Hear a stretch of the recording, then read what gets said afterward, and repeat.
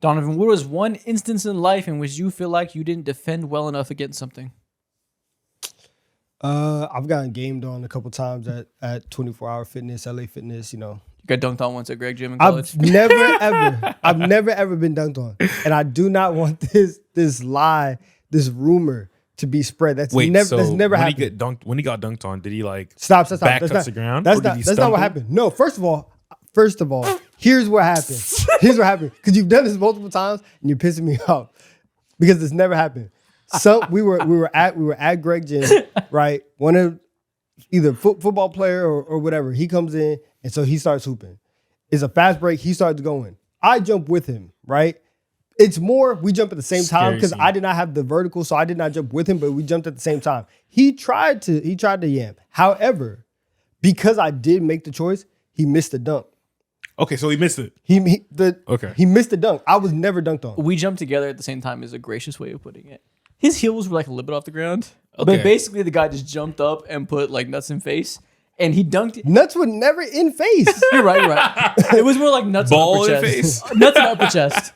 They were never. It wasn't face. It wasn't face. You see what I'm saying? Now jumped high enough. See, understand. Now that we're actually talking about the story, now you see the details changing. Yeah, nuts were never in face. It was nuts on clavicle. I was never dunked on. I was never dunked on, and the basket did not count. And especially if you look at the stats, that is a missed basket. True. You didn't get dunked on. You're right. I did not get dunked on. He didn't get dunked on. The basket didn't count. It was one of those ones I was rewarded for where my he effort. jumped high enough, the defense didn't bother him at all. He hit off back rim. That's not true. He hit it off back rim. So you're right. The basket didn't count. It wasn't 2 points. But in spirit, it's like, damn, I got dunked on. No, it was. And the whole gym was like, ooh. It was. Everyone remember those moments. That's the thing, though. It was a close call. Okay. It was a close call, but I've never officially been dunked on. Okay. It's never happened. With that being said, today we're here. It's a tier list. Every single NFL team's defense for 2026. We're projecting forward. This is how I miss out on contracts. Because lies and rumors have been spread. JaVale McGee. Yeah. We're going to project every single team's defense based on what they did this offseason, what they did in the draft specifically, obviously free agency moves, how players are going to progress going into the next year if they're young guys, players might fall off, coaching changes, all of that to give you guys a tier list of every single team's defense, tiers 1 through 5, laying out the lay of the land of who we think will be the best defenses in the league and the worst. Okay. Yeah. Again, I'm expecting this to be a long-ass middle tier. Probably. It'll probably be a lot of guys in the middle, few up top, few on the bottom. But also, after we do that, week 3 of Love Island USA Corner. We're here today to react to the last week of episodes, including the Star Caso more. Should be a good one. Cue the intro music.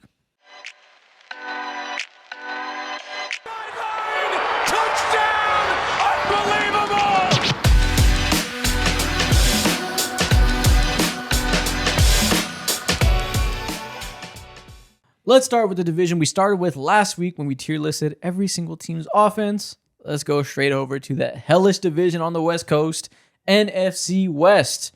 Naturally, we get the Rams offense tier 1 last week. Offense slanted team, have the MVP, have Puka Nacua, have Devontae Adams, Sean McVay, well known for their offense for years.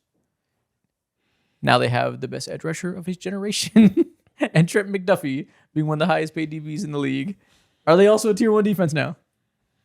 Of course. Yeah, man. Even without this, I think it was debatable for them to be a tier without Myles Garrett. It was debatable for them to be like a back half of tier 1. With Trent McDuffie, Watson. Yeah, exactly. It's just unfair now. It's ridiculous, man.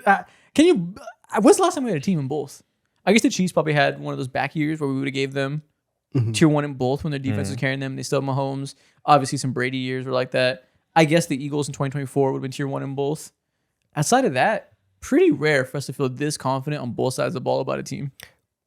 Said it before. If everybody stays healthy, they got to go undefeated. That's just a bar because they were already a good defense last year, and you've seen what Chris Shula can do in terms of putting guys in position to nullify their weaknesses or to hide their weaknesses.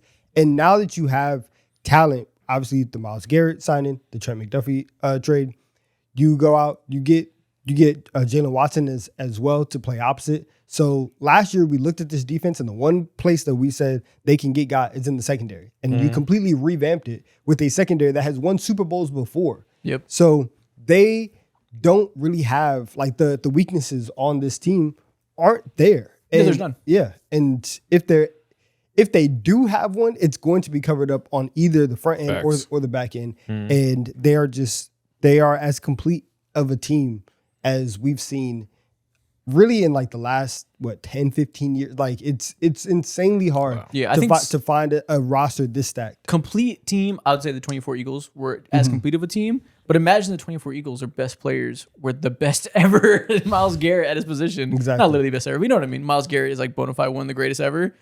It's that type of well-roundedness the Eagles had, but the ceiling of the highest end guys are even crazier. It's nuts.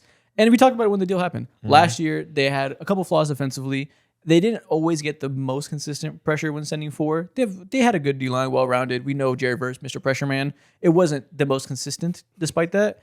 Here comes Myles Garrett. We don't got to rely on our stunts that made our defense so good last year anymore. We can just send 3, send 4, and get back there and still be good at sending stunts like we were last year. We still have Byron Young, who's fantastic coming off the edge and stunts.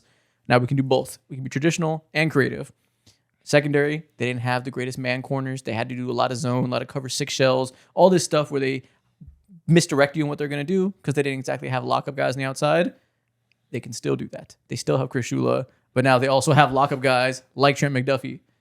There's no flaws. They're both good enough to do the easy stuff and smart enough to do the complicated stuff. Yeah, I agree. It's so crazy. And pretty much like last year, the reason why part of the reason why they did end up losing that game against the Seattle Seahawks in that championship game is because, again, like somehow Sam Darnold stepped up and was able to pretty much really expose these small corners like Kobe Durant, who was once upon a time they're like CB1 or 2.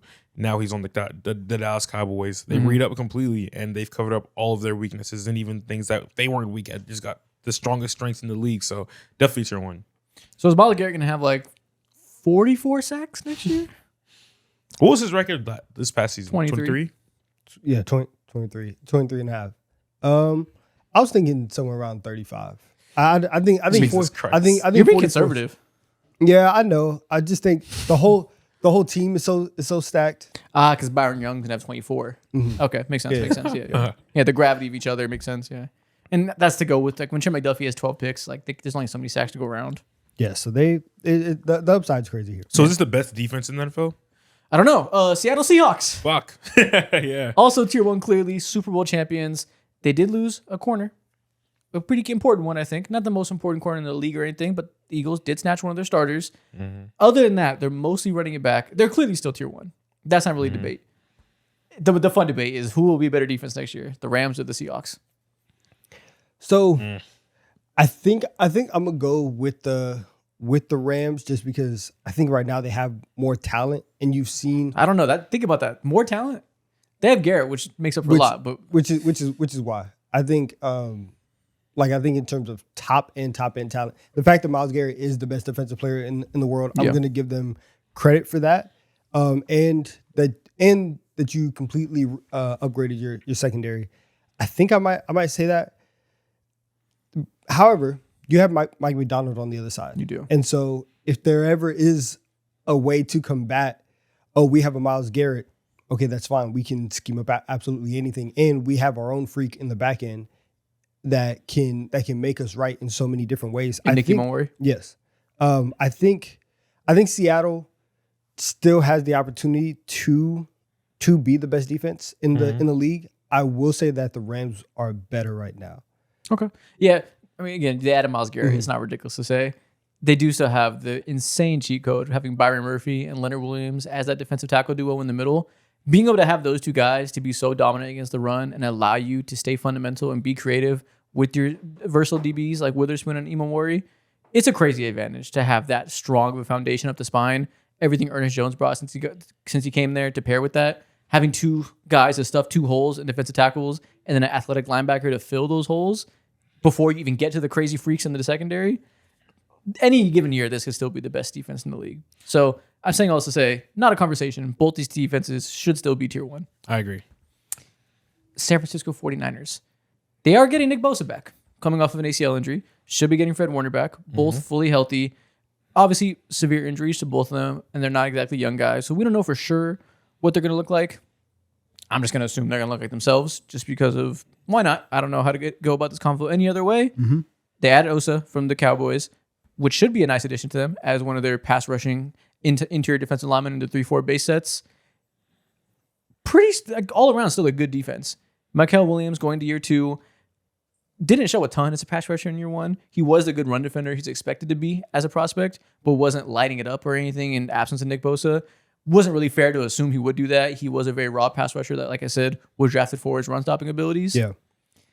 I don't feel a tier 1 in the air, but I can be sold on tier 2 just because they are getting Nick Bosa back and Fred Warner back, who are 2 of the best defenders alive. I'm not going tier 1. Okay.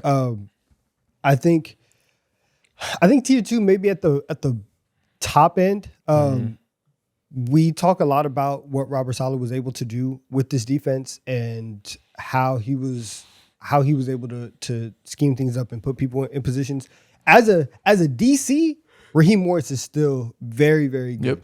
And while I do not want him running my team, I would want him running my defense. And so that is another point where I don't think that the drop off from Saleh to Morris is going to be there, if there even is a drop off at all. So I think they could definitely still get there.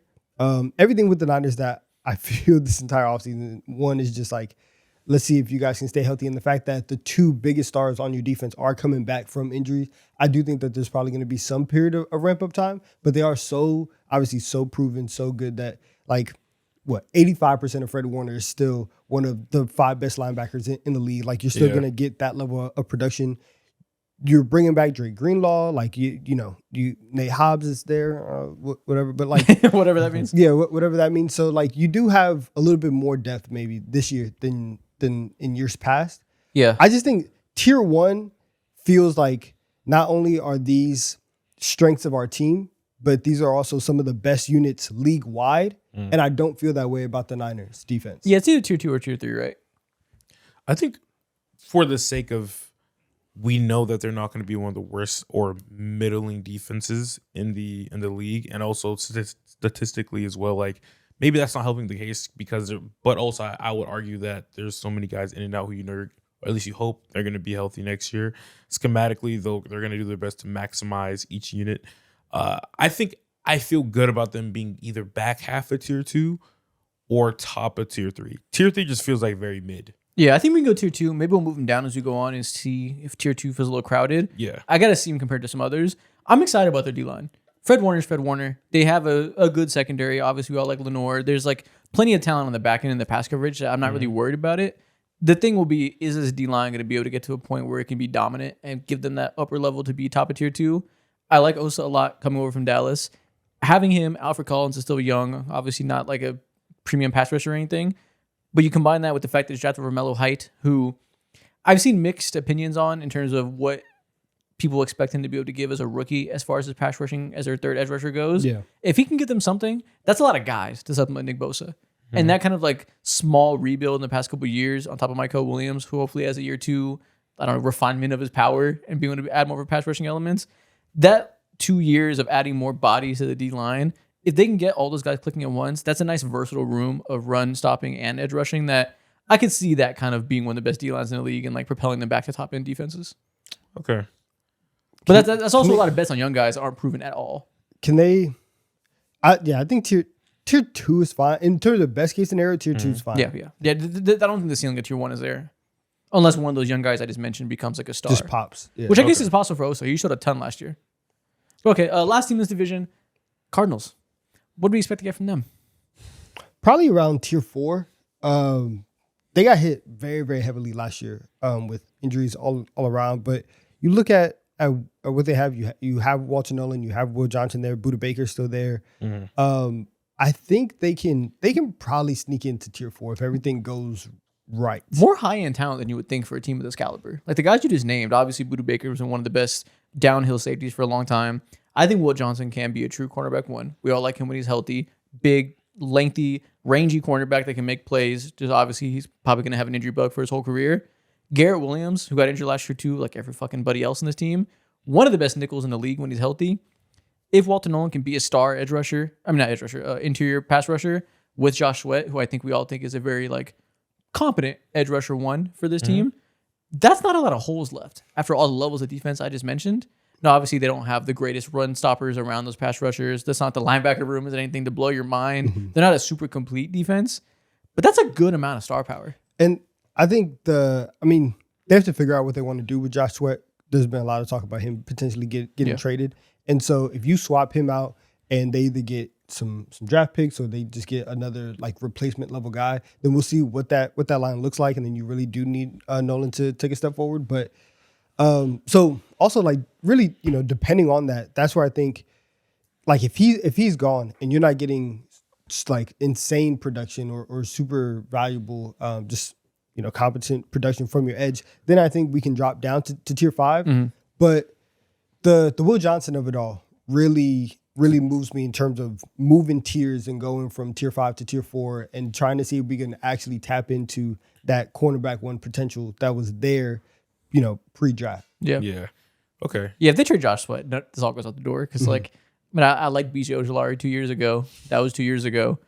Shout out Caleb Proctor, rookie they drafted. I don't expect him to give them any type of pass rushing juice in year one. It would really be Walter Nolan and the guys if they do trade Josh Sweat. So, hopefully for their defensive ceiling, they keep him. But also, I've seen these Cardinals fans that want to trade him. So, I don't know, whatever. It's not like they're competing this year anyways. But I think tier 4 is more than fine. Let's stick on the West Coast. Let's go over to the AFC West. What do we do with the Chargers after losing their defensive coordinator, Mastermind, to a head coaching job for the Ravens? Still have the same roster. Did draft Unk in the first round.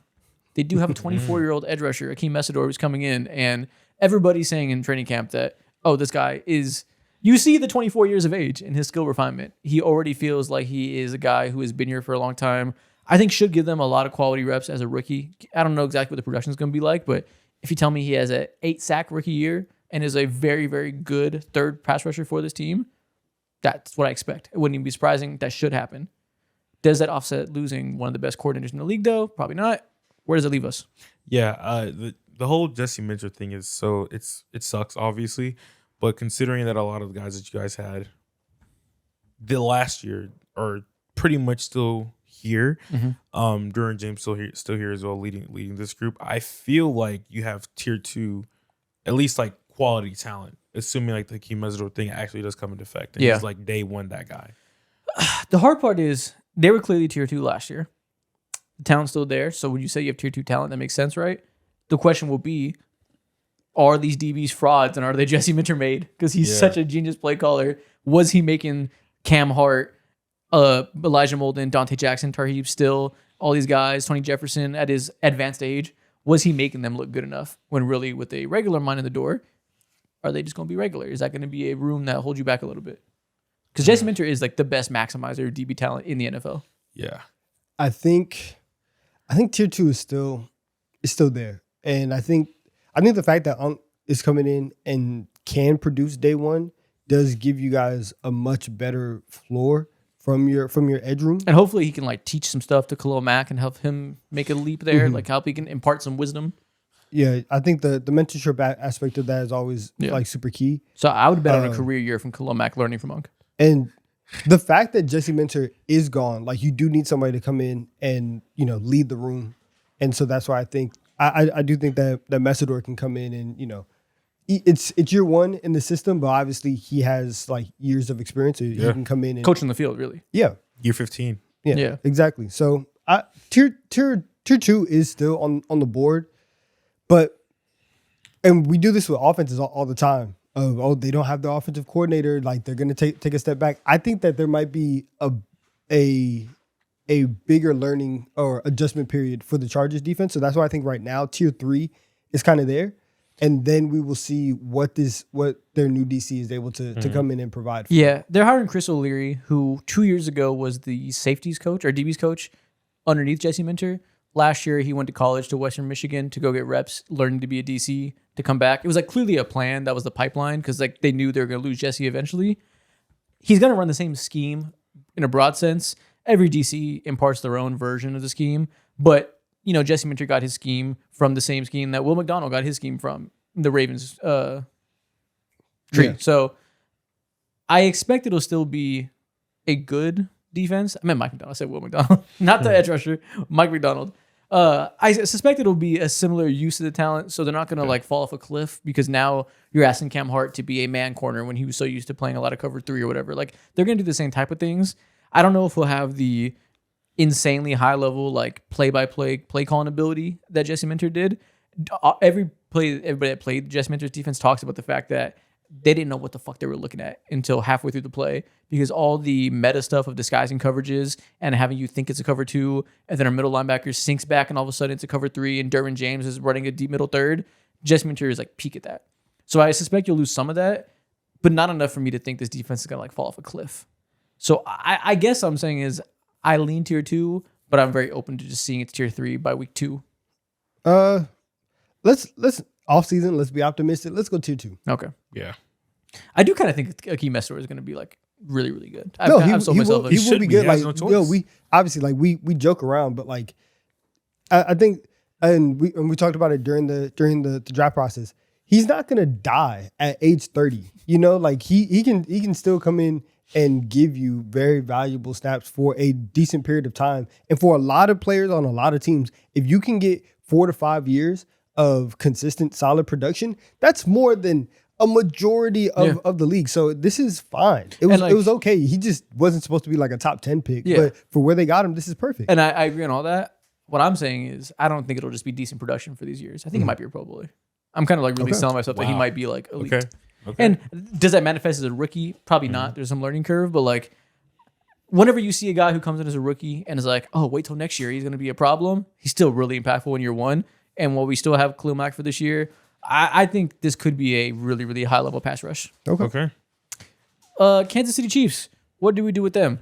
Obviously, they get rid of Trent McDuffie. They get rid of Watson. They're really retooling their entire defense. But they did a lot in the draft to deal with that. They obviously get their cornerback 1 in the future, trading up, arguably give up too much, but making sure they get their cornerback 1 in Mansour Lane. They bring back L'Jarius Sneed as a late offseason push, which he's looked kind of cooked the past couple of years. It's always nice to see a player cook go back to where he was really good. Hopefully you can get something good out of him after that. Draft R. Mason Thomas in the second round. Draft Omar Norman Lotz. Peter Woods at the end of the first round. Really going in and trying to retool that pass rush with a bunch of young guys. We'll see how they contribute as a rookie. Where does this all net out? Right now, I would say either tier 3 or tier 4, depending on how, because that's Tier 4, I'm looking at tier 3 and tier 4 as my like good mid and just like mid tiers. Gotta be good mid then, I think. Okay. Tier 3 is pretty easy to me. Then yeah, because I still like we do have questions on the edge and see like what this pass rush is going to end up being. I think that the corner room of Delane and Sneed will be fine, and this is like you've seen what the Chiefs have done with L'Jarius Sneed a lot. Like it's a very old school Bill Belichick New England Patriots move. So the fact that they're not only bringing him back and there's like familiarity just being on this team, but that Spags is still the DC. Like it is very, very 1-to-1. Oh, I remember exactly what we have to do. Mm-hmm. So that continuity is 100% there. I think that a lot of what they do on the edge and from a pass rushing standpoint, obviously, is going to have to be by committee. I don't think Karlaftis is going to take another step forward. Like R. Mason Thomas, he's cool, but I think he'll be solid. But I don't think he's going to be like a star or anything like that. Mm. So they just seem like a team that is basically what they've been, which is hopefully they're very good in situational moments. They can get off the field on third down, create a couple turnovers, like then that's fine. But I don't think that on a down-to-down basis, they're going to be one of the better units in the league. I actually have a lot of faith in them being better than we think. We'll tier 3, just to be conservative a little bit, because these are rookies. I like Peter Woods a lot as a refined pass rusher that can be better than he showed in his last year at Clemson when the whole team just fucking fell apart. And the fact that he gets to be paired with Kyrus Tonga and Chris Jones, that rotation of defensive tackles moves me a lot. And that's obviously mostly because Chris Jones is Chris Jones, Hall of Famer. So having that group there on the inside moves me a lot. Obviously makes the life of the edge rushers easier. The depth of their DB room is what excites me, them potentially being able to be better than we think. I would hope Mansour Lane is shut down cornerback 1 level like immediately for what they give up on to get him. Hopefully Jerry Sneed can be solid starter on the opposite end, get at least one more good year out of him. Having a back end of Christian Fulton, Noel Williams, and who I think might be the steal of their draft, Jaden Kennedy from the 4th round out of Oregon, That can move me a lot. That just sounds like a lot of DBs that either I trust or have a ceiling of being someone that can develop into somebody I trust. Yeah. They might have enough strength to hide the holes and be a good unit by the end of the year, I think. Yeah. Bro, again, I think it all depends on how impactful these day one rookies are. Like going back to what you said, if the hope is Monster Delane comes into the league day one as like a upper tier CB1. That's what they need him to be. And like when it comes to all the rest of the rookies too, they don't have to obviously be tier one guys and shit like that. But there's so much that needs to be done when it comes to filling in the gaps. And I don't know. How old is Chris Jones now, man? Like 33. Yeah, He's 32. He'll be 32 at the start of the 32, season. not 33. There you go. Yeah. And I mean, last year he didn't have necessarily like the best year. And I think we're starting to see like some downtick in production a little bit. For sure. He's not young. He's not young by any means. So that's why you drafted Peter Woods and hope he's the heir apparent there. Hopefully together they can do a little magic as a handing over the torch type of moment. Denver Broncos, one of the best defenses in the league last year. One of their edge rushers is currently on criminal watch. Don't know what happens with that with Jonathan Cooper. Time will tell. As of now, he's going to be there. Nothing's happened yet. Big question mark in the air. Linebacker room still has the question marks, but we know the power of the secondary. They did lose a starting defensive tackle in John Franklin Myers. The strengths, especially with the Jonathan Cooper thing, might be a little less strong. How do we feel overall about a team that we thought was a top 3 defense last year? Is Jonathan Cooper the dude who ate a phone? Yes. Yeah. Okay. Yeah. He ate a whole smartphone. I saw the headline, didn't read the story, don't know what the fuck that means, how one can eat a phone, but apparently his crazy ass found a way. Cool. Okay, nice. I'm gonna still say tier 1. Okay. Just safe to assume until anything happens there. Yeah, because I think the strength of their team has now fully shifted. It's always been this. It's always like you've leaned on the secondary, especially when you have Surtain and Riley Moss, and you feel like you can play this very aggressive, like, you know, man coverage defense because you have those two guys in the back end. But now that they've lost depth up front, I do think that like legitimately is where the strength is. And now we're going into year 2 of Jahdae Barron. And if like when they drafted him last year, it was like, oh my goodness, the secondary can take even more of a step forward. Like if you can get something from Jahdae Barron and start to actually get the results of drafting another corner that high, and you have Surtain, Barron, Riley Moss, then you can still you still can play the style of defense that you want to. And so when you have those 3 guys, Hufanga in the back end, like I'm going to give them the benefit of the doubt that they would still be an elite defense, but losing John Franklin Myers up front does concern me just a little bit because I to play that style, you do have to be able to get some type of pressure. And so we'll see what that looks like throughout the season. Okay. So Man, Jahdae Barron didn't show a whole lot as a rookie. Let's see. It's not a given that he's going to pop. I think if he does pop, then they can return to be a top 3 defense. Right now, there's like, if we're going to a top 5, they would be much closer to the back end of a top 5 than to the top of the league. But they have talent everywhere on this roster. No, the hard part is like you never know how the NFL handles these scandals. If Jonathan Cooper did do what it seems he did do, what he got arrested for, he's like actually got arrested for domestic violence. So I don't even know if it is theory. Like he got arrested. These guys never get suspended the year it happens. So maybe it is a next year thing he gets suspended. And if that's the case and he's there, I guess we have to treat it like it's normal. But if he does miss time, like that's the difference between being tier 1 and tier 2. Yeah. Like, that would sink them to tier 2, I think, pretty easily. You think it'll be? I mean, if it happens this year, what? It's like 6 games. Like You're right. It's the NFL. They don't give a fuck. You know, it'll be 6. It'll be a 6-game suspension. That's kind of meaningful though. If they appeal, like he'll be the second half of the year. He'll be back. He'll be there. Like they still deserve to be tier 1. Okay. Damn it. So we're predicting every tier 1 defense from last year runs it back. Yeah. Somebody always falls off. And I'm not saying we got to play. We got to meta this and try to predict who it's going to be just out of like predicting it just to predict it. Defense is the most volatile thing in the NFL. There will be a tier 1 defense that falls off. And if it is going to be anybody, it's probably them. Because I'm telling you now, I'm not going to fit to pick the Texans. Probably won't pick the Seahawks. So again, we don't got to do anything about it. We can leave them tier 1. But one of these teams will fall off. If we should give them the respect, but I agree with you that if there's any team that is most set up to drop because of all the moving pieces, it is them. Yep. Oakland Raiders. I keep saying Oakland. Las Vegas Raiders. No, we're gonna say it till they're back in Oakland. Hell yes, manifest it. The Raiders spent all the money in the world to rebuild their depth chart on the defensive side of the ball this offseason. They go out and they get a linebacker duo of Nakobe Dean and Quay Walker, quite athletic. They keep Max Crosby, surprisingly. He is still on the team. And overall, they spent a lot of money to become competent. They signed your guy, Kwity Paye. Kwity Paye, the GOAT. Your guy. The most decent guy ever. The most decent guy ever to rush the passer opposite Max Crosby. Just spending a lot of money to make sure they are competent. What do we do with this? Tier. Oh, and they got Teron Johnson. I forgot. Nickel from the Bills. I completely forgot they got him. They That's got a great him, addition. Jamal McCoy Jamal McCoy. in the fourth round. I That don't think he's going to play as a rookie. I think we should expect he's gone. But still.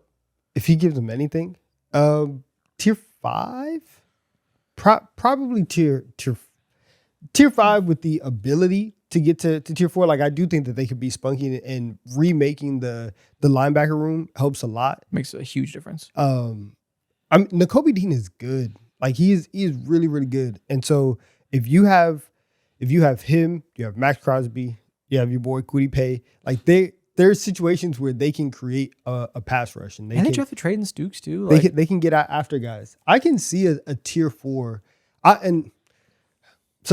They're depth chart warriors right now. Yeah. They have a lot of guys where you're like, I like him. Yeah. I don't know how it's going to manifest, but like looking at, there's a lot of names that you like. So their DC is Rob Leonard, and he was prior, he was their defensive line coach and their run game coordinator. So Yeah. it's like I have no idea how a lot of these guys would be like actually deployed too. So They do have Max Crosby. They do have one of the most impactful edge rushers in the NFL, and a defense around him that makes sense now. They're not rolling out complete bullshit. They had Jamal Adams playing linebacker at times last year. What is that sentence? Jamal Adams, What the fuck? That happened. What? that's so crazy. It was bad. And now they have Nakobe Dean and Quay Walker, who, for all their flaws, and I'll just focus on Quay Walker, for all his flaws, not a bad combination of talents when you compare the athleticism of Quay Walker, Nakobe Dean being the guy with the green dot to come bring it together and compliment Quay and let him go out there and make plays. Like, you can see that linebacker duo having a vision there. Young DBs up and down that can make differences. I think I'll go tier 4. I think I'll project a little bit of an improvement next year. Okay. I mean, listen, a little bit of improvement would have been Tier 5. getting to tier 5. I think they'll be respectable. I think having Max Crosby and guys around him that know how to do their job, probably an improvement in the play calling. I think tier 4 is in the cards. So for y'all with the Raiders, do you feel, because obviously they were bad on both ends of the ball last year, do you feel better about them taking a leap offensively or defensively? Both, I think. Like if one of those units was going to be the spunky unit that's like better than you think. You probably have to go offense because they got the elite play caller, quarterback, the weapons. Like, you probably have to go there. Yeah. The downside, actually, I don't know. I'm confident. The defense is like guaranteed to be better. The offense could be a little bit better because the quarterback's still a rookie and got to figure it out. Or maybe it's Kirk Cousins who's just mid. Or it could be a lot better because Fernando's a guy and the play caller combination like magnifies that. So I guess the answer is I'm more confident the defense will be better, but the ceiling isn't anywhere as close to what the offense can be. Okay. So if the offense is better, it could be the spunky unit more so because it could be the one that surprises the league. Gotcha. Yeah. Tier 4 is cool, though. Yeah. I think I would lean towards the offense. Yeah, I mean they have an elite play caller, number 1 pick quarterback. Like it would be a travesty if they didn't improve Yeah. offensively. They got the most braided offensive linemen. Guys, True. They got pass catchers who are trying to break out too, and Jalen Naylor and all that. So I think I'll lean offense. Okay. NFC North. What do we do with the Chicago Bears, who were not a good defense last year in pretty much any way? We're bottom half of the league in EPA against the run and EPA against the pass. Everybody wanted them to go out there and get Max Crosby. go out and get Max Crosby. Exactly. Precisely. Not, I was going to say a meaningful edge rusher. They wanted that man and that man alone. They expected him to be on this team or somebody of the sort. They did not do that. Arguably one of the worst front lines in the entire league. Yep. Last year, But they do have a motivated Dio. Sure, whatever that means, coming off of an Achilles. He's motivated though. In 8 games, he had like precisely 1 sack. He's motivated. Nice. Kobe Bryant and Dylan Thieneman as a new safety duo, which is nice. Okay, I like that. It's better Kyler Gordon and Jalen Johnson, hopefully healthy. for sure. I think this is a tier 4 defense, though. Really should be tier 5. But last year, What were they last year? What do you consider them? Were they tier yeah, 5? where were they last year? Probably tier 5. Tier 5, they had a lot of injuries. Is there any reason I think they'll take a step forward next year on defense? Last year, the defensively, safety duo? Their safety duo was making plays left and right last year. They were the reason they had So- this unsustainable turnover machine type of thing. They were doing. They had the best case scenario last year. You have that, and the fact that like you have Kyler Gordon, you have Jalen Johnson, and they stay healthy, and the secondary kind of carries, and once again are a very opportunistic defense. Mm-hmm. That would be the reason why. But will it matter with this edge rushing room? I mean, if we're talking about just taking a leap forward and see if you can get from tier 5 to tier 4, maybe. I think it can impact the team and get them to another level. You know, I think tier 4 is fine. If that DB room stays healthy, if Dylan Thieneman does have the range we think he does have as a true free safety at the top of these coverages, making plays sideline to sideline, you combine that with the presence of Jalen Johnson and Kyler Gordon, who are both like elite zone cover corners from the nickel on the outside, plus Kobe Bryant, who we didn't even mention like that, who's obviously very good. This could be like a top 7 DB room. It could be higher, honestly. This could be like one of the best DB rooms in the league. I suppose the edge rushing room and the D-line in general isn't like so bottom of the barrel that it has to sink that this could be a top 17 defense even with no pass rush. top 17 defense. I'm praying for a lot. I'm praying for a lot. That's with a healthy defensive back room, which you're never going to be fully healthy. But if they are, they could be truly locked down. You're just going to lock down for like 20 seconds. Yeah, Yeah, that's a lot, man. yeah. Top 17 is tough. I think tier 4 is fine, and I think that is giving enough credit and respect to the secondary room and to the fact that up front they can get got massively. The NFL is declining to hold a supplemental draft for Brandon Sorsby because they are showing they have no tolerance for gambling issues. So Brandon Sorsby has to wait till next year. They said, we're not letting you in the league right now. Ah, The NFL is taking a stance on an issue? wow. What? Okay. Wow. What? Wow. Okay. I mean, I don't really care about Brandon Sorsby like that, but like, if you're going to take a stance, I suppose. Of course, it's on the one thing that has to do with money and not ethics, but whatever. Yeah, I don't. Okay. It's not, yeah. We'll let them live today. I don't care. Mr. Swallowing Phones is still going to be playing, but whatever. How good was he? Brandon Sorsby? Yeah. Not very. He was essentially like bad quote unquote quarterback that had a lot of flashes. That he would have been like, if he was in the draft, people thought he'd be like a 3rd round pick or something because the flashes are really high. So he'd be like a developmental guy. Steelers mad as hell today. The Steelers were about to pick him up. You think it was gonna be them? I think they would have been in the cards for it because like that's just that's what they do. Yeah. And like they're not gonna be, unless the season is just like horrendous, they're not gonna be a team picking in the top 5 to get an actual quarterback. Yeah. Okay, so I guess we're going tier 4 for the Bears, being a little optimistic. Yeah. Hey man, we're gonna be optimistic for everybody. Yeah. I might have to drop them to tier 5. I wouldn't be mad at that either. You want to do tier 5 and say fuck it? Yeah. Last year they were tier 4, and I don't think they've done anything like when it comes to what we wanted them to do, whether it be trade for a elite edge or show up your defensive line. They didn't do any of that. Instead, they like went ahead. They saw the crock of shit that they had last year in their secondary and like turned it into a crock of shit to now like a pie of shit. Still the same shit. I'm wondering if any Got better names on paper. I'm just wondering if anybody in tier 5 is gonna have a unit as talented as their DBs. But if we think the D line is going to be so mid that it weighs it down still, and they are the 24th best defense, then tier 5 it is. Somebody has to be in the 20s. If we don't think it's going to be the Raiders or Cardinals, I think it has to be we're running out of teams. Yeah. Okay, Minnesota Vikings, who main thing they did this offseason, drafted Caleb Banks in the 1st round. Monstrous, gigantic defensive tackle who can be a disruptor if he stays healthy, always has lingering foot issues. That is a serious issue long term, but coming into the season healthy, as well as Dominique Orange, I think he was 3rd round pick. That is another run-stopping defensive tackle that kind of figures to me to be a pretty nice duo long-term with Caleb Banks, who has more pass rushing juice. That comes after last year, where they tried to make that same type of upgrade in free agency. did not work at all. Sorry, the Hargrave signing was not good. The other one they did, who I'm blanking on, was not good. Now they have one more opportunity to address that interior defensive line. Also got rid of Jonathan Grenard. So the edge rushing really does come down to Dallas Turner having to be that guy. Sign James Pierre to be their starting cornerback on the outside. Mm-hmm. Where does this all net out? I think they're tier 2. Tier 2. I think so, because I think even last year, like you saw what the Vikings could do, and like they were one of the best defenses in the league. Adding Caleb Banks and the potential of him popping, and the potential of Caleb Banks living up to his freak of nature athleticism and turning that into, you know, being a productive football player, on top of just we have Brian Flores. Yeah. And We do have Brian Flores. and all the crazy mad scientist things that they can do on their entire defense. I think they still are going to be one of the 10 best defenses in the league. Yeah, Okay. they were that last year. Without their defense, they would have won like 3-4 games, bro.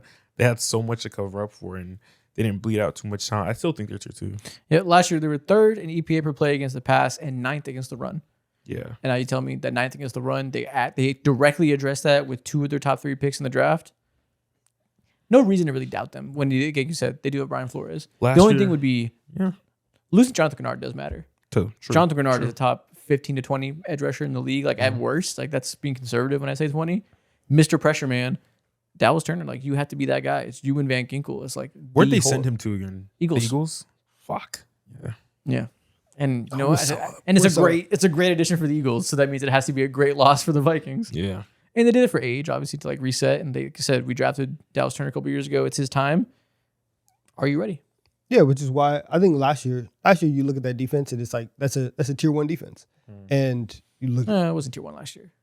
it's like statistically, and you look at how they ranked out in basically every single metric in terms of like DVOA. You mentioned EPA per play, success rate. They were still top 5. Like they were still productive. And then on top of that, the fact that they were playing on a team where your offense was led by 9, and so your offense was led by 9 and Carson Wentz last year, and you were still able to go out there drive after drive after drive and still produce every single week.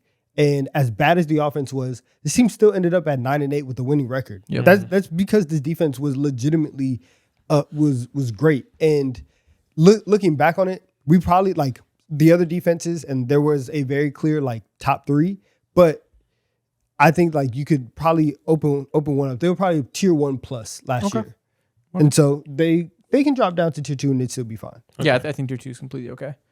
Detroit Lions.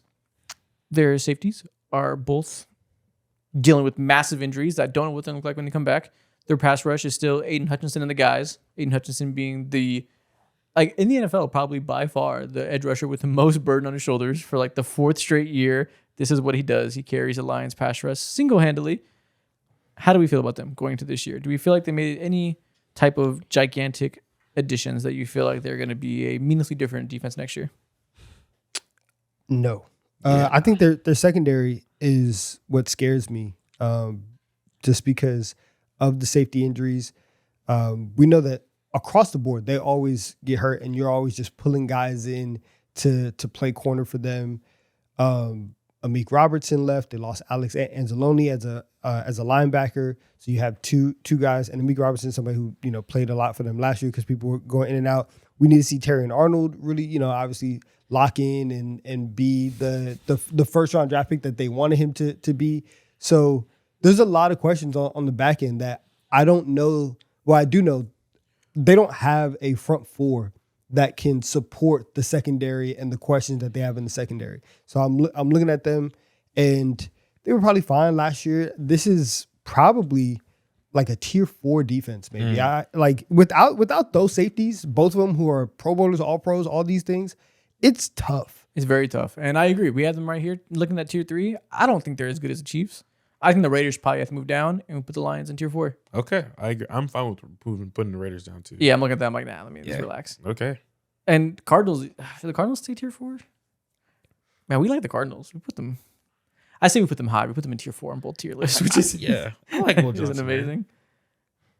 We're gonna look at. I mean, the Cardinals are the most like mystery box interesting Yeah. team. We're optimistic guys. What do you want from us? Yeah, the Lions tier 4. I mean, they don't have a low floor. We know what they are, but the ceiling isn't insane either. So Yeah, it's for the Lions, and you know what they like to do.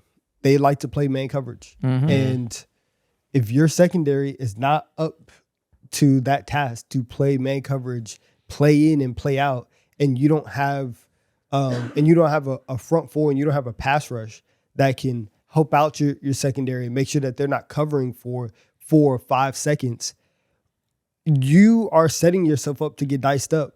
So I think that they're in a position where their entire philosophy defensively it's shaky right now. yeah. And so there's some people around the Lions that do believe Brian Branch could be back by week 1 and have a insanely quick turnaround of 5 to 7 month type of recovery from that injury. It's not a given. They'll be back by week 1. That's obviously on the high end of the recovery time. Even when he does come back week 1, do we expect him to be Brian Branch right away? Probably not. It probably wouldn't be fair to him to expect him to be 100% right away. So, yeah, tier 4, and it's mostly just because your 2 or your 3 best players are dealing with severe injuries. So, not really their fault or anything. Yeah. Green Bay Packers, another guy in Micah Parsons, who is not going to be back at the start of the year. The Green Bay Packers employ a broad approach to significant injuries, that whenever there's more than one type of surgery recovery needed on a knee like that, they're going to go a full damn near year of recovery time. So he will not be back for the first 4 games, seemingly confirmed. What does that do to our expectations for the defense this year? That dings a little bit. Their defense is still going to be good, obviously, but the ceiling is completely different when you have such like a game wrecker like him and someone who's arguably arguably top 3 at his position. It's not there as tough. I still think based off of the type of coverages that they run and all that and their DC, I think they're no worse than like tier 3 still. But I feel like they should very much be in tier 2. They will have Micah back. So like the first month might be a little tough. They'll get him back at some point. And they'll have Devontae Wyatt there, who also had a season-ending injury last year. Still veteran Cooper there to be an insane playmaker. Now it's next to Zaire Franklin instead of next to Quay Walker. It's not like the secondary is like insane or anything now. It's not like it's like that much better. The team will be what we thought they were last year, but it'll take a few weeks to get there with Micah's recovery, right? Is tier 3 is that fair to say we think they're a tier 2 defense and they're healthy, but we do have to account for the first half of the season being slow, so we'll just put you in tier 3? Probably. So they missed Micah he got hurt in like week 15. So he was gone for like the last 3 weeks of the season. I thought it was earlier than that. It was week 15. Yeah, because he got hurt against the Broncos. Oh, okay. It's like week 14, week 15. Gotcha. They can get up to tier 2, but I just think like the Micah carrying that pass rush and that pass rush like that, the defense changes so much with him, and we've seen it now with Green Bay, and we've seen it with Dallas, where it's a super clear difference of this guy's over here getting all the attention and freeing up everybody else who before they got Micah last year, we're like, they're fine, they're okay, but we'll see actually, how dominant this team could be. And so for the rest of this team, like, I don't know if they're one of the more talented teams. And for like when Micah comes back, is it going to be fair to Micah to ask, hey, go be 100%, go be this guy that is, yes, that's fair? Yes, you make $40 million a year. It's fair. You had the longest recovery time ever because we decided to be conservative. We're taking our sweet fucking time to get you back on the field. It's fair to expect you to be elite when you get back. Okay. It's not like they're rushing him back. It's like Mahomes is coming back faster, and he got hurt. It was like around the same time, wasn't it? It was like a week after. Yeah, like so Mahomes come back like 6 weeks before you do. It's fair to assume when you get back you'll be 100%. It's more than fair. It's week 8, buddy. You better be 100%. So yeah, tier 3 is a nice middle ground. I think that the ceiling's there, but obviously you're dealing with the same. Damn, that's tough. That's tough. It's tough. You better get 10 sacks in the last 10 games. Nah, that sucks. Is what it is. Okay, is that the whole division? Who am I missing? Nope, that is the whole division. Okay. Yeah. Next one, AFC North. What do we do with the Browns after they lost Myles Garrett? They can still be good. Certainly can still be good. Yeah, Last year they were top 5 in EPA in a lot of different areas. And you have, The fact that you were able to get Jared Verse and you were able to get somebody who is still an impactful player to go along with the defensive studs that you drafted last year, Mason Graham, Carson Schwetzinger, they have a floor that is very, very good. Still Denzel Ward. I think this could be a tier 3 defense. Yeah.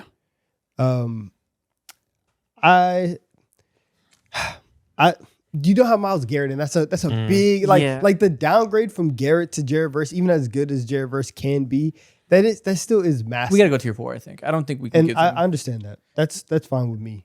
Carson Schwetzinger could be one of the best linebackers in the league next year, and that could move me if he makes a big leap and he's like this true cross the field playmaker that just blows up runs, high IQ, play the game the right way linebacker.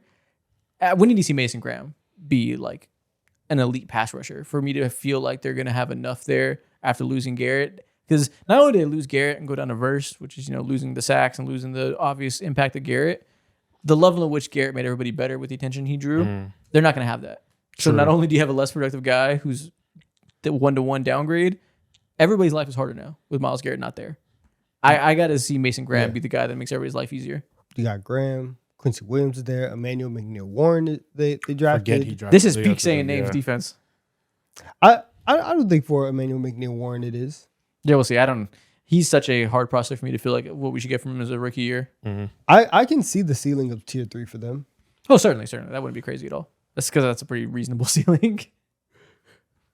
Tier 2 ceiling? I don't That's think a lot. That's high as fuck. Is Mason Graham like one of the best pass rushing DTs in the league next year? You got to wait until we see it. Yeah, because we can see that first year. Granted, the DT, it's a position that always needs time to acclimate. Yeah. So, if you want to go tier 3, I think it's fine. Tier 4 feels safe to me. We'll go tier 4. Baltimore Ravens almost added Crosby. That would have been cool. Instead, added Trey Hendrickson, which is still quite cool for a team that needed all the pass rush help in the world. So far, from what we know, Nnamdi Madubuike is not retiring. He'll be back next year. I don't know if that's fully confirmed, but we haven't heard anything about the retirement rumors being substantiated. Yeah. So that is nice. Next year of Malachi Stark's development, still obviously have Kyle Hamilton there, one of the best defensive players in the league. What do we do with all this? Where do you want to go? Oh, also, how could I forget? Jesse Minter is in the door. Yeah. Exactly. The best maximizer of DB talent, like I said earlier, is here to get the most out of Kyle Hamilton, Malachi Stark, Shamon Humphrey, and the guys, Nate Wiggins. Man, I think obviously last year was such a hard year to talk about for them because everyone died. Everyone died for them on defense, and everything was just like in such disarray. This year, though, knowing that, of course, like every other team, they're healthy as hell, coming in with the ultimate stimulus package and Jesse Minter too. They feel like a certified tier 2 team to me, honestly. They should be tier 2. Yeah. Trey Hendrickson and Jesse Minter, that's a crazy addition to have for a team that needed the edge rushing help. And it's not like Trey Hendrickson is like amazing as a player. He obviously has flaws within himself. Not a great run defender or anything like that. But you give me 15 sacks next year and I have Jesse Minter, that is a huge, huge, huge upgrade for this team. They were asking Mike Green to get him 15 sacks, and now they have Trey Hendrickson in that role. So it's gonna be a big boost there. I think I agree with you guys. I think tier 2 is good, and we talk about the Chargers, them losing Minter and what that's gonna mean for their ceiling, for their floor. The Ravens just got one of the biggest boosts in the league. So tier 2 is good. Yeah. Who's on the better defense next year? Jesse Minter or his old team? I'm going to go the Ravens. Ravens? It should be the Chargers if Chris O'Leary is any good, but I have no fucking clue if he's good or not. So the Ravens is very, very possible. They do have Kyle Hamilton after all. Exactly. Who is God. Pittsburgh Steelers. What do we do with this team? Should have one of the best secondaries in the league, like full stop next year. The overhaul they did to the secondary and free agency is just crazy.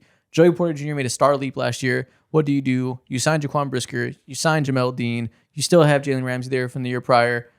Fantastic unit. Deshaun Elliott still being your other safety on the other side. That's a full, well put together secondary full of different types of talents. You still have TJ Watt. You still have the full trio of edge rushers you always had.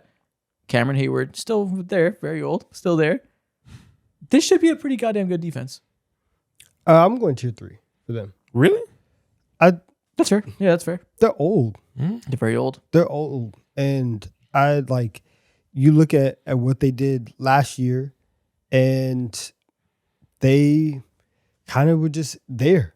Like they weren't a super successful defense. Like they weren't one of like the 8 best defenses in the league, one of the 8 to 10 best defenses in the league. And so now you add, like you saw even more cracks in terms of TJ Watt, in terms of this entire D line and everybody that's getting healthy.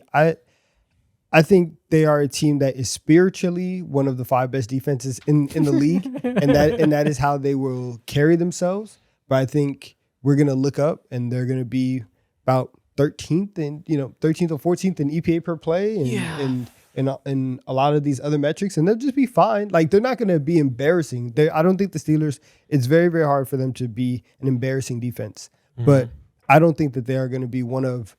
If we start talking about tier 2, we start talking about top 10 defense in the league. I don't think that's in the cards for them. I'm very moved by their additions, though. I love Jamel Dean. That's one of the best free agency signings in the league to me, as far as what it can do to complement the rest of the trio of DBs they already have. Joey Porter, Jamel Dean, and Jalen Ramsey moves me so goddamn much. Year 2 of Derek Harmon, who they drafted last year as an interior defensive lineman, who I like. They just paid Nick Herbig. Are you ready to be the guy over TJ Watt? TJ Watt's ready to hand the baton over. I promise you. He's begging to hand that baton over. This is just a better version of what they've always been. I do think they have the added juice now that, like, this could be a top 10 defense. But to your point, it could also be 13. So I think tier 3 is okay. But I'm very open to the idea that secondary propels them to being tier 2. Okay. This team is so mid. You keep saying that from last. I don't think they're mid anymore. I don't think that they are going to be I don't think that they're going to be a great defense. I think they're going to be the Steelers, where like every once in a while and once every 3 weeks they're going to put on a performance where they hold somebody to 11 to 13 points. It's like, okay, the Steelers are kind of rounding into form, but I don't. Doing that week in and week out and being one of the more dominant units, I don't think that's. You're probably right. You're probably right, because TJ Watt makes $40 million a year, and he's like the 10th best edge rusher in the league now. So that really holds you back from having the ceiling. If TJ Watt was still TJ Watt, then I'd be more confident in being high on them. But you're probably right. They still give the most money in the world to a guy who's not the best in the world anymore. Okay. Unfortunate timing for his fall off. Who's left in this division? Cincinnati Bengals. What do we do with them? Added Dexter Lawrence. Sexy Dexy. Man, put them tier 4. Last year, Tier where would 4? you put them? Tier 4 is generous as fuck. Last year, what were they? Tier 6. Tier 6 defense. Is tier 4 really so generous? it's Yeah, not, it is. it's You're not, right. It's probably tier 5. Yeah, Yeah, tier it's 5. tier 5. You're right. But I can't see them being in tier 4. I do think that. Yeah. I do think the additions of Dexter Lawrence, Boye Mafe, I think the secondary that we've talked about over and over again, your favorite unit in the league, like your favorite unit. Just name these random guys. Yeah. None of my guys. But they have a path, and all these teams like that, especially last year, you have AFC Bengals and then NFC Bengals and the Cowboys, and these teams that are very, very powerful offensively. And you say, can you just get to be the 18th best defense in the league? This is about the best opportunity that they have to get to the 18th best defense in the league while you have an offense this powerful. I think that they have the ability to do that with Lawrence and with Boye. And are they going to be the best defense in the division? No. By this measure, they're going to be the worst defense in the division. Yeah. But there's a world where they are not one of the most historically embarrassing defenses of all time. And that's why I'm not considering tier 6. I think you're fully right. They're out of the slums for sure. And you know what? They can have the same ceiling as the Cardinals defense. That's super, super possible. Yeah, but I do have to see more from them to get them into tier 4 than the Cardinals. Yeah, exactly. Let's go over to the East. AFC East, what do we do with the Patriots? Hey, this might be a tier 1 defense. Think so? Tier 1. Wow, you turned around on them. It could be. Tier 2 is the answer to me then. Because I agree. They still obviously have their dominant defensive tackle duo that got them there, and Barmore and Milton. Everything they did last year, real. They got to the Super Bowl for a reason. Strong secondary showing in the second half of the year. Christian Gonzalez got healthy. Arguably the best cornerback in the entire NFL. Craig Woodson, ask any Patriots fan. Star safety in the making. all the additions they made last year in free agency, helpful right away. Kind of feel like they are just still that 8th best defense in the league. 8th best. There might be a world where like if everybody hits, especially in the secondary, and that becomes one of like the best units in the league. If the secondary really locks in, and that is now a super strength of your team, I can see them maybe getting up to tier 1. We'll see what It's possible. Yeah, if I forget how to pronounce his last name, but if Akis? yeah, if Akis comes in and he's ready to, and he's ready to go. Did you see what's going on with him? What's up? Did you see what's going on with him though? No, what happened? He has a knee injury. 1 second. He has to prepare. He had a knee injury cleanup that the team didn't know about. Wait, the team didn't know about it? Team didn't know about it when they drafted him. Oh, fuck. That's perfect. Tier 2. It's not So I ideal. said to say, I don't expect him to be lighting up as a rookie because he's coming into the training camp injured and dealing with a recovery. I'm acting like I didn't hear And the that. team's mad about it. Tier 2. Oh yeah, I would be. I'd be pissed too. Honestly, that's it's kinda their that's not. fault. Yeah, that's not on him. That's not on him. Yes, it is. He didn't disclose it. They did their due diligence, and you can't say like only he knows he has an impending knee surgery he's going to do. It's 100% on him. You got to tell your teams that when you're in the draft process. Man, you got PIs everywhere. How are they going to know? They ain't coming. You gotta. It's the NFL. I know HIPAA has been broken plenty of times before. yeah. You gotta log into my chart. You gotta figure it out. Miami Dolphins. Go ahead and put them tier 6. Keep it pushing. Somebody's got to be in the bottom tier. It is you. New York Jets. Aaron Glenn kept the job.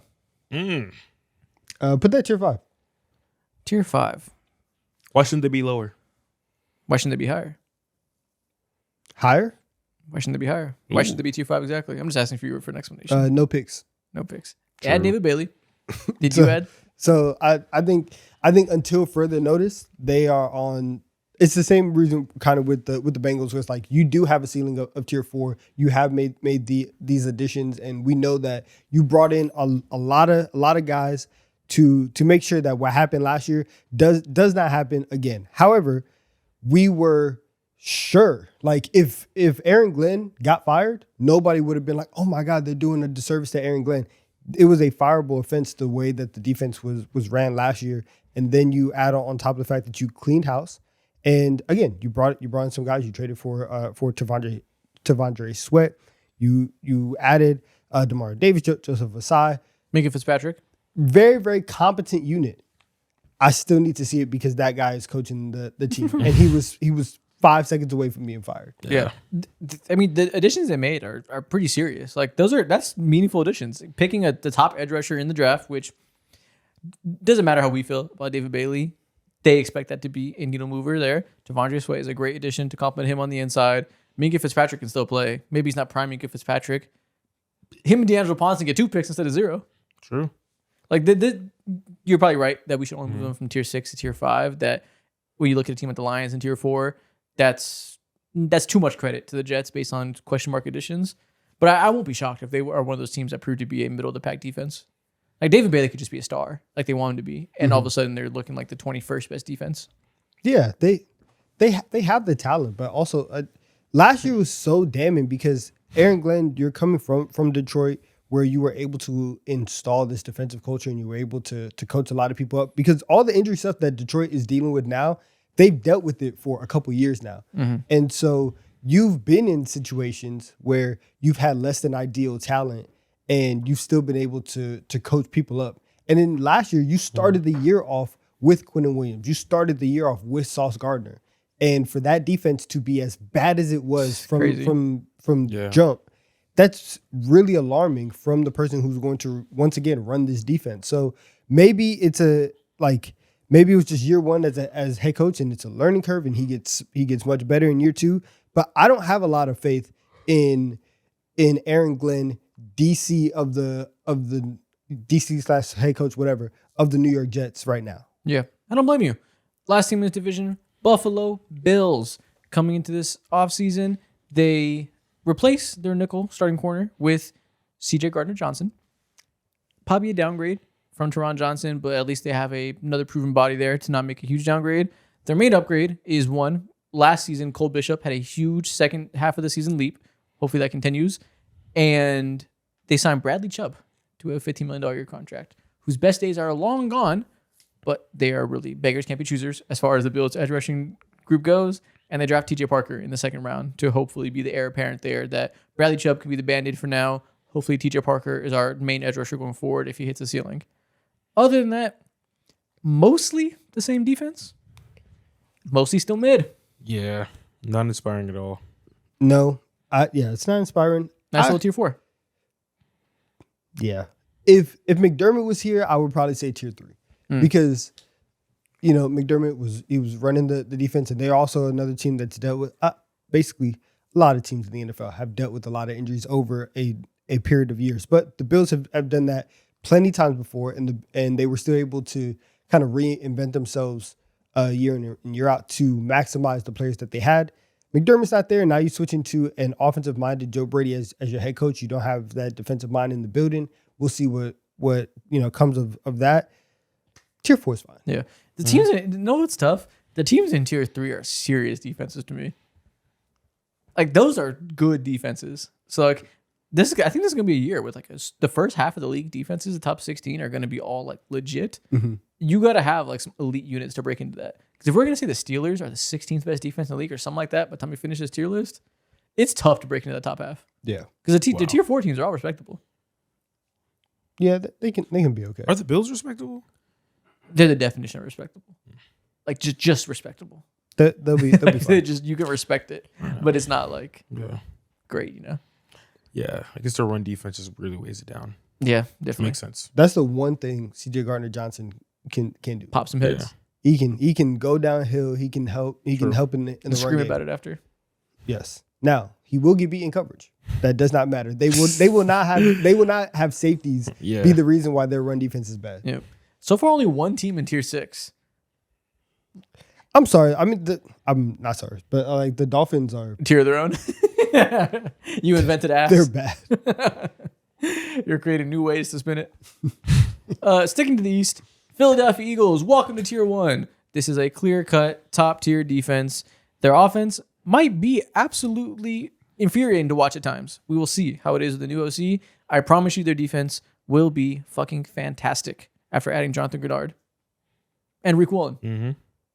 Oh, this is gonna be cinema. The defense is just completely goated. The one thing that's gonna be the question for this team is last year we're asking who's gonna play cornerback 2. This time, who's gonna play safety? Who's gonna play safety aside from Makuba, who is coming off an ankle injury and is going into year 2 himself? Like the safety room is the biggest weakness on this defense. But outside of that, you look across the roster and you look across this defense, and it's stars. It's stars everywhere. And the fact that you could get Grenard in the building, fire. The fact that maybe that coming into this year, hopefully you get the best version of Jalen Carter, fire. Like we're coming off a career year for Jordan Davis. This team is set up to have one of the 3 best defenses in the league. Pretty much. Yeah, man. The depth is crazy. Got better. I have nothing to say. This is tier 1. Vic Fangio, one of the best DCs in the league, arguably the best. Like, Pretty much. Yep. I think right now they're 3 on this list. They're gonna be better than the Broncos. yep, they're just goated. Yeah, pretty much goated. What do we do with the Commanders, who made it their fucking life's mission to not be the oldest defense in the league this year? Straight young athleticism up and down the roster. Headline by drafting Sonny Styles, hopefully the next elite linebacker in the league at their linebacker position. They signed Odafe Owe, give him $1 million. I always say $1 million as like a euphemism for a lot. Then I forget we're talking about sports. Yeah. Give him $1 billion to come in and be, hopefully, their edge rusher 1 after having a strong second half of the year at the Chargers. They also bring in Caleb Von Chase on, another similar guy to Odafe Owe. Speedy, skinny, fast up and down the edges, edge rushers. There's a vision there of having these athletic guys on the edge. Do we like this overall? Obviously, made some secondary upgrades too. Nick Cross, insanely athletic secondary guy himself at safety. We're gonna be young, we're gonna be fast. That was a vision. Yeah. Okay, last year I would say they're probably like a tier 5 to 6 defense. Yes. This year with all the additions made, Tier 5 to 6 defense. yeah, maybe 7. I don't know. Probably tier 5. We're putting all these ass defenses that tried to get better in the offseason, tier 5, just because they made like improvements on paper. Some of these guys are still going to be ass. I just don't know which ones. There were a lot of, I mean, the levels of bad that the Commanders, Bengals, Jets were, like, those were historically bad defenses where even going into the year, you can't predict people are going to be that bad. Yeah, you're right. You know, like those are things where Put them tier 5. Did you put them tier 4? What the hell is that? Yeah, they're not tier 4 at all. Yeah, they're alongside I'm happy that they are next to Cincinnati and New York, because both of those teams, specifically the Jets, have gone out, completely remade their rosters and have on paper been competent, but we need to see that this defense is actually going to come through and gel. Like, they have 7 new starters defensively. That's a lot of turnover, and it's probably going to work for the better, but things still have to work. Dan Quinn still has to prove that he could be the guy, and His job is on the goddamn line this year. Easily. Yeah, so tier 5 is good for them. You're right. The Dolphins won't be the only terrible defense in the league. The ones that join them, we're not going to see it coming because it's probably going to be injury related or like fall off related. Very, very hard to predict the worst defenses every year. Like those 2 teams, again, like, it's not just like, oh, bad over like the last 5 years. NFL history level bad. It was crazy. Yeah. Speaking of another horrendous defense from last year that made improvements, Dallas Cowboys. What do we do with them coming to this year? Main thing they do, they draft Caleb Downs to presumably be the starting nickel that plays a lot of safety, plays linebacker in certain packages, moves around the defense like crazy. They also draft Malachi Lawrence. They do a lot to add defensive attention to this lineup. Okay, so last year they're easily like tier 6 defense. They let everyone get 1 million yards per game, passing yards specifically. Rashawn Gary also added, sorry. Yes, exactly. I think they probably could grow to be a tier 5 defense. You'd fucking hope bare minimum. I think the ceiling is tier 4. I think I'm Caleb going tier Downs could be 4 a for star. them. I'm going tier 4 for them. I think tier 4 is fine too. Just because they were so bad last year because they reinvented their defense on the fly, like mid-season. Like, they didn't start the year with Quinnen Williams and Kenny Clark on this team. Now they have a full season with that duo on the inside being the foundation. Caleb Downs in the back end being one of the best playmakers in the league. Hopefully, even as a rookie, it's very likely that he is like one of the more productive secondary players. When you talk about all the stuff he can do in the box as a tackler, can still play in coverage and make plays against the pass. Like, he can be a true game-changing weapon like right away. Rashawn Gary isn't like a crazy needle mover, but I think him combined with year 2 leap from Donovan Ezeraku, hopefully year 1 of Malachi Lawrence, Rashawn Gary is the like consistent veteran that like you can feel good about manning that unit and hopefully like just drawing enough attention that the young guys can be in position to succeed. I think it should be a 20th best defense in the league, something like that. Yeah. Caleb Downs is not going to allow the 50-yard touchdown when the team is down by 7 and you know that they're about to throw this bomb right over your head.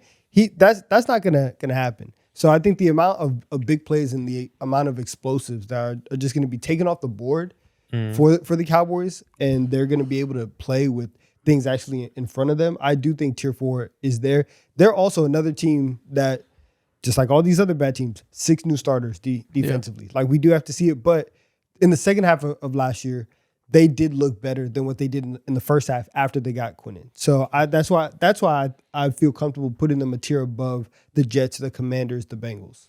Fully agreed. New York Giants lose Dexter Lawrence. Obviously, big blow. Didn't have his best year last year, but he's still Dexter Lawrence. He was still obviously an important part of making everybody else be in a position to thrive, right? Year 2, Abdul Carter, who I think showed great flashes in year 1. You ask Giants fans, they'll scream from the heavens to tell you that he actually is already better than Brian Burns. He drew all the attention. Brian Burns got all the cleanup sacks and was able to get the guy recognition there. They're probably right. Regardless, that's a good duo there on the edges. You had Arvell Reese, maybe one of the most versatile defensive pieces in the NFL right away, as a guy who can rush off the edge, going to be your starting linebacker, be an incredibly valuable tool against the run, defending running backs out the backfield. You replace Dexter Lawrence with DJ Reader, whatever that means. It means that you replace Dexter Lawrence with DJ Reader. There you go.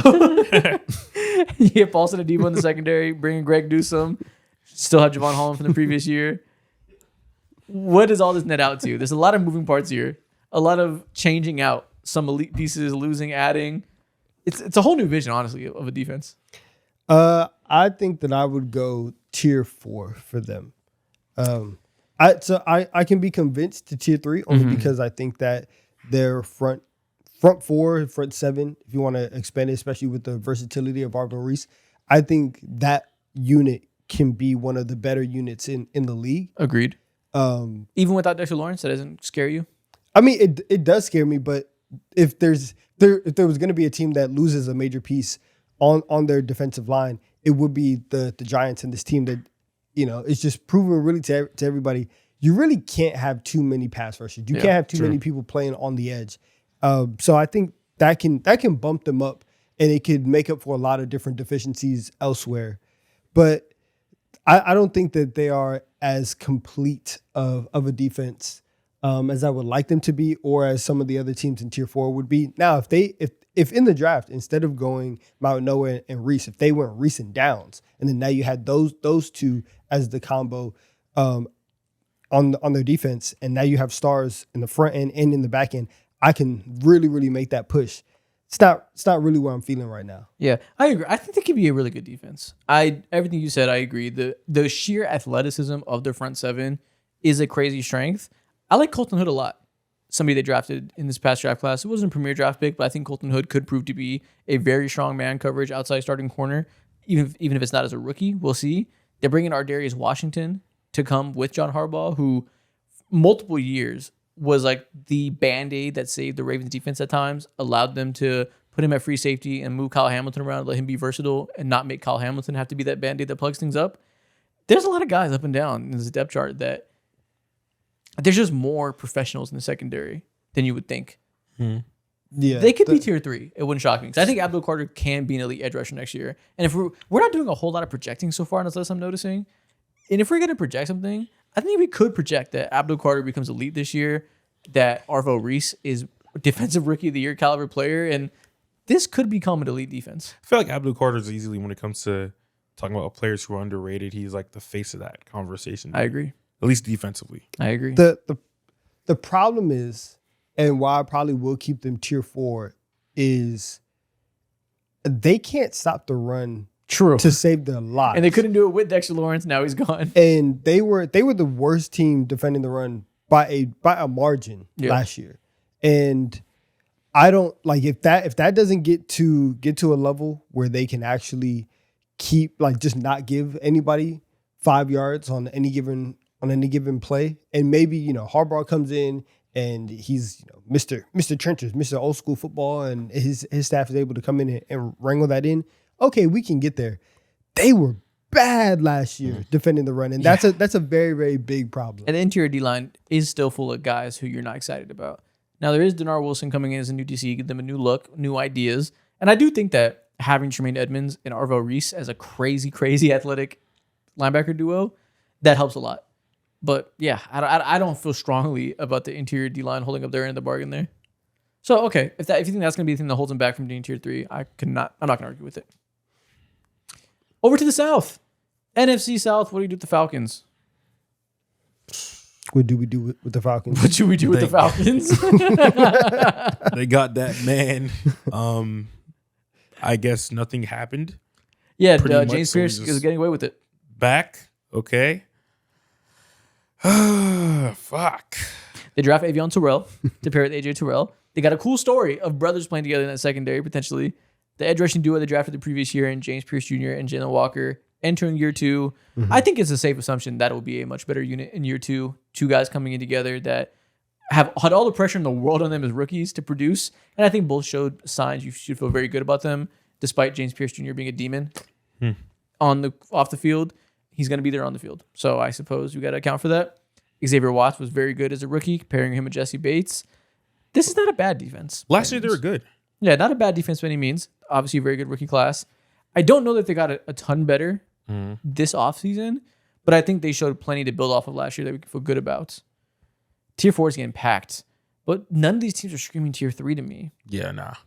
If we're going to assume that James Pierce Jr. and Jalen Walker take a year 2 leap and become like a great edge rushing duo, not saying top of the league or anything, this could be a team that breaks into tier 3.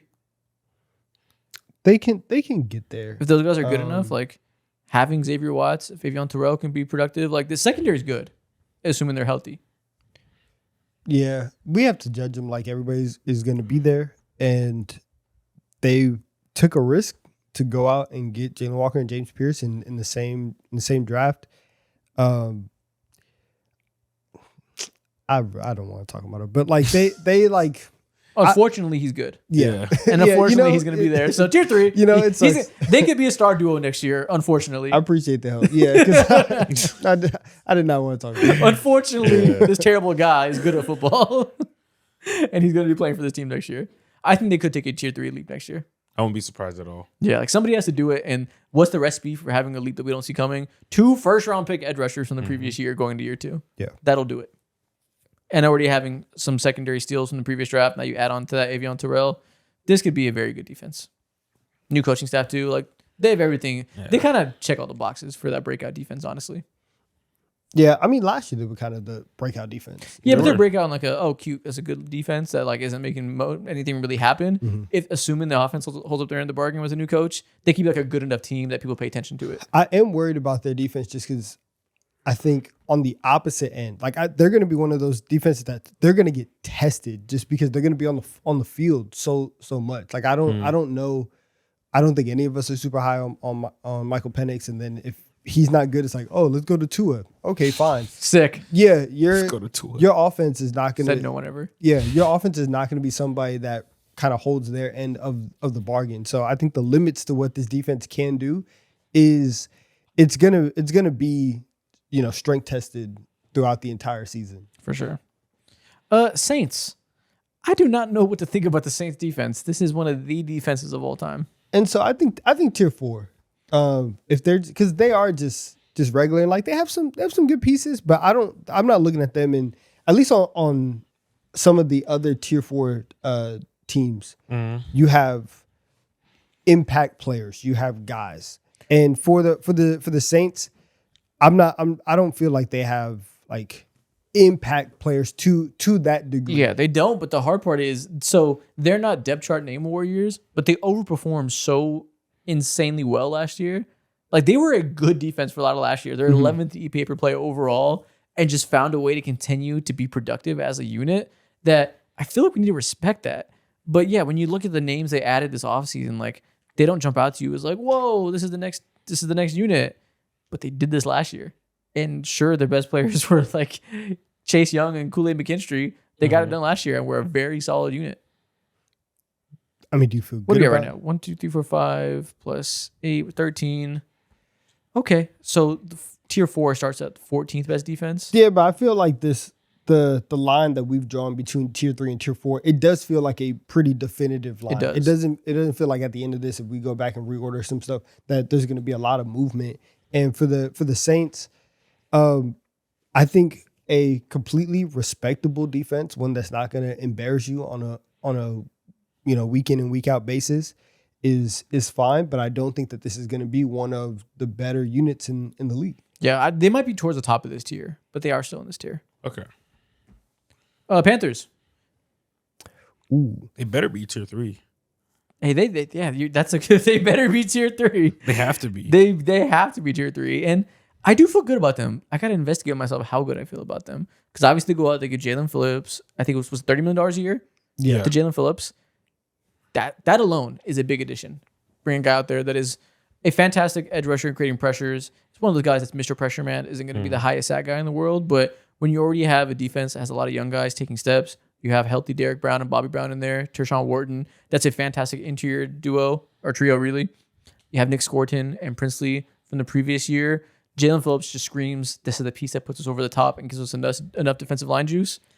Add to the fact that all that, they bring in Devin Lloyd, solving that linebacker spot that wasn't exactly great last year. There's not a whole lot of holes to point to on this defense. Still have J.C. Horn, one of the best cornerbacks in the entire NFL. Yeah. They feel very tier 3 to me. Yeah, that's just a good defense. There's not too many areas where I can poke at. They have I'm not going to sit down and call Jalen Phillips a studs, but they have guys who are quite sound at their position in every single aspect of the field. So And Derek Brown might be the best DT in the NFL. yeah. So they do have the superstar to hold it down. And same thing with J.C. Horn. Might be the 6th best corner. That's pretty goddamn elite. Jalen Phillips, the 16th best edge rusher. Like they have the star talent to bring it together. Devin Lloyd, top 5 linebacker. Enough young guys that are coming together to complement them. Guys like Jerome Morig, who aren't going to get the attention, but one of the better box safeties in the NFL. That's just a good unit. If the Falcons can be tier 3, I think we can also expect the leap of these young guys and the Panthers to make them tier 3. We're banking a lot on the leap from Carolina. I like Nick Scorton a lot. Yeah, because just looking at what they did last year, like this is not an upper half of the league defense. It's not. But we're projecting here, and it is. I think like they're gonna have to be able to stop the run at a much higher level than what they did last year. And I mean, last year they were kind of free eats on the ground, and I also drafted Lee Hunter to do that as well. Yeah, and they've added so much size on not only the interior but really on the entire line. Like Jalen Phillips is like 6'7", like he's big. I didn't know he was 6'7". That's crazy. He's tall. He's listed at 6'5", but he is tall. I do this all the time. I'm just adding. He's not 6'7", but doesn't let you have it. Yeah, He probably has long arms. yeah. I honestly, realistically, I thought he was like 6'6", but I don't know if tier 3. I mean, tier 3 is a big, like, we have to be planning on. I think if we think that the Panthers are going to be a tier 3 defense, I think that, and obviously it's possible because it's the NFC South, but them being a tier 3 defense is them winning the division, in my opinion. If they are definitively going to have a better defense than the Saints and the leap that we think can happen with them, I think this is very, very high on, and just in terms of perception of the Panthers. Do we feel that way about them? Kind of. Okay. So you'd be shocked if they're the 15th best defense in the league next year? Shocked. That's what we have right now, 15 or 16. Shocked, maybe shocked light. So like just Really? I wouldn't be shocked like whatsoever. Like that's not a shocking to be the exactly in the middle. Nah, That wouldn't be shocking whatsoever. Let's finish this tier list and then let me see who the other names the other teams that we put up here that we start comparing them to. Okay. Buccaneers, last team in this division. They go out and they get Ruben Bain Jr. to add to their defensive line. Having him opposite Yaya Diaby moves the fuck out of me. Vita Vea and Elijah Roberts still holding down the interior defensive line. That should be a straight up good defensive line.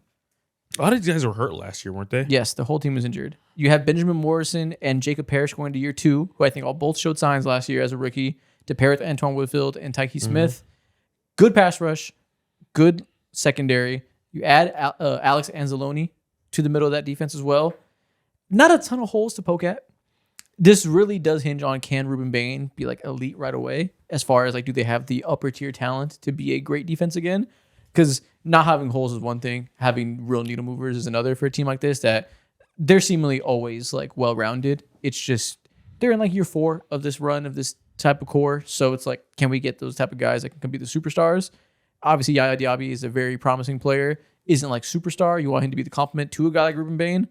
Do we anticipate Ruben Bain being good enough in year 1 to be that single-handed needle mover? I think so. I'm very conflicted when it comes to the Bucks, because on one hand they have all the talent on paper, and I do believe in Ruben Bain. Ruben Bain was somebody that I was thinking could have been the second pick in the draft. Yep. I also just hate Todd Bowles. Yeah. And I was waiting for that. and so I'm not sure like what we saw and obviously they dealt with a lot of injuries, but what we saw towards the end of last year kind of spooked me a little bit when it comes to talking about them. And so for somebody who, obviously has control of the defense and plays a very specific style, I'm not sure how I feel about Tampa Bay. So I'm gonna leave this one up to you guys. But I think so. This is kind of the line though. Like, I think that if everything goes right, I think their defense will be much better than Carolina's. Much better better is tough to hear. Better. Take much out of it. I think I think if things go right, I think they'll be better. Let's put them right next to each other. All right. They're both tier 3. Is there any team in tier 4 right now that needs to be tier 3 now that we have an expansion of that? You know what? I feel like the first 3 teams are really tier 2 to me. In the Chiefs, Packers, and Steelers. I'm like, are y'all that much worse than the tier 2 teams? I think they all have bigger questions. The Chiefs definitely have bigger questions, I think. I think the Okay. Chiefs with their remodel has questions. I think the Packers without Micah for a part of the season. Sure. I think the Steelers with their age, that I need Okay. to see a little bit more from them. Okay, fair. I like all those teams. Actually, I don't care about the Packers. I like the Steelers and the Chiefs considerably as far as me believing in their upside, but I do understand that that's not a consensus or anything. So, okay, then tier 3 is looking good then, I think. The only thing I guess, yeah, I mean, unless you feel like the Browns deserve credit for tier 3, but I don't think so without Garrett. You lost Miles Garrett. We can't put you. Yeah, in okay. the I think it's upper going well so far. We had a big expansion of tier 3, had to sit back and think, is this right? But half. Yeah. looking good so far. Last division, AFC South. Houston Texans, welcome to our final team in tier 1 to round out the top 5. You're probably the best defense in the league. Yeah. They are the best defense in the league. I can't say definitively because Myles Garrett does play for the Los Angeles Rams now. But yeah, you are in that convo with the Seahawks, with the Eagles, with the Rams. Any one of you four can be number 1. Yeah, literally. Like No lower than 2. they're arguably Fair. like the most complete defense from head to toe, considering the guys that they have rotating off the bench and all that too. Top of the line, defensive line, their fucking corners are arguably some of the best in the league too, led by Derek Stingley. They're the best in the league. Yeah, I agree. So I think they're clearly tier 1. Yeah, you go out this offseason, you get Kaden McDonald in the second round. You got Reed Blankenship from Philly to play Forgot about that. in your Yeah. as a safety in your secondary. Like you could just keep bolstering everything that you do well. Can you believe Kalen Bullock and Jalen Petrie are their like 9th and 10th best defenders, or at least like they get the most attention? That's crazy. That's insanity. Which 9th and 10th, that's dramatic, but like 6th and 7th, Yeah. that's crazy. The depth of top end talent, bro. Jalen Petrie would change a lot of defenses' lives. They outside of Reed, they're returning everybody. They're returning 10 out of 11 starters, and so you have this team that for a couple years have been playing together. D'Amico Ryans is one of the best coaches, one of the best minds in the league. Obviously, he's been there for a long time. Like the year in, year out changing nature of defenses, I feel like the Texans are one of the best teams to push those concerns to the side because of how much continuity they have every single year. Yeah, 100%. And we mentioned this like a month ago on one of the episodes. I don't remember which one. When you have a guy on your team with a name like EJ Speed, you can't fail. I'm crying. The name aura is through the roof. You got a Speed and a Stingley, you can't fail. Can't. You just cannot. What do y'all want to do with the Titans? I don't know, man. John Franklin Myers and Jeffrey Simmons, now highest paid DT in the league. Jeffrey Simmons. Hell yeah. That's exciting. Money spreads. That's exciting. I do like that duo. Jermaine Johnson there to cop with them on the outside. I see a vision coming together. Keldrick Falk, I do not expect to be a pass rushing relevancy in year 1, but we'll see what he can do on the outside with that power and hope he gets some like very, very fast development. You pay Alontae Taylor to come in and be one of your starting cornerbacks. I like that contract a lot. A whole lot of guys around them. Any of these teams that were, we have to put them tier 5 or tier 6. I mean, tier 5 or tier 4. Probably tier 5. You know what's funny? They might be a bottom tier defense, but right now our only team in the bottom tier, because these are tiers, not rankings, is the Dolphins. They truly are in a tier of their own. Like I can't look at a team that has Jeffrey Simmons and say you're on the same level as the Dolphins in any way. Yeah. They all these teams, because the Titans are doing the same thing where you were unserious last year, you went out, made a lot of changes, and you're just getting guys on your team. We'll see if that ultimately proves out to be, a profitable thing for them. But they have to show us a lot before we even think about projecting. But I do think that obviously the addition of Salah being there, that he's going to call plays too. He's going to be as hands-on with the defense as you can possibly be. They do have there is a world where these guys come in and they could be tier 4 and they could be, the team that going into next year say, okay, you spend a little bit of money in free agency, you use your top draft pick on defense this year instead of offense, and now we're cooking. Now we're actually building and going towards something. But I think tier 5 for them makes a lot of sense, especially for where they're at in their rebuild. Because that is what this is. Like they're in a rebuild. So I think tier 5 is okay. Yeah, and just because it's very funny, as the Dolphins are alone. So I'm pretty cool with that. I like to see them down there by themselves. It's a good feature of the tier list. Jacksonville Jaguars. Never forget they had 13 draft picks this year. They did. God, you're right. the craziest team. What do we do with the Jacksonville Jaguars? Travis Hunter potentially full-time starting cornerback this year. It seems at least he'll get more touches there. I mean, more snaps there than he did last year. Still running back the same defensive line core as they've had the whole time. They lose Greg Newsome last year to trade him. My bad. They lose him free agency after trading for him. Mm-hmm. Kind of the same defense as last year, but that defense did show promise. But they lost Devin Lloyd, which is a fairly serious loss after he had a career year, forcing all the turnovers and getting himself becoming one of the highest paid linebackers in the league. Other than that, though, kind of just is the same team. They didn't do anything in the draft of merit on the defensive side. Kind of just the question is, how much do you believe them to build off what they did last year? I mean, yeah, they were taking swings just all across the board in the draft. And it was a good defense last year. So they were, especially for the early part of the year, super, super opportunistic. And like you said, forced turnovers week in and week out. I think tier 3 is fine because right now we have a top 10 between tier 1 and tier 2. I don't think that they're going to be a top 10 defense. The question to me is 3 or 4. Oh, tier 3 or 4. Yeah. I would put them in tier top 10 isn't in the cards for me. I think they can still be. I think that they can still be tier 3. Okay, then we keep them in tier 3 because I think I agree. No, there's no debate there. Yeah, I think I'm solid on tier 3. Okay, last team, Colts. Where do they fall in one of these mediocre tiers? Where the fuck do we put them? Obviously, they have Sauce Gardner now after trading for him last year. Unfortunately, means they did not have a first round pick to add to this team.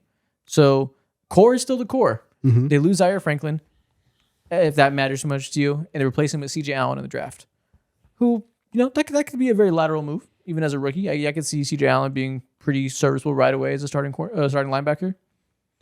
Travarius Ward and Sauce Gardner as your cornerback duo now. That's a very good unit, a very good duo. Yeah. I don't know if it makes them have like a dominant secondary or anything. I don't think that I'm like running around saying that's an insane duo. But you like that if they're healthy and Travarius Ward is giving you 100%. That could be a top 10 cornerback duo for sure. Top. We'll go tier. It's 3 or 4, right? Probably 4. Probably. Honestly, probably 4. I don't. Yeah, I don't think they're gonna be as good as Jacksonville, and even with Jacksonville, like,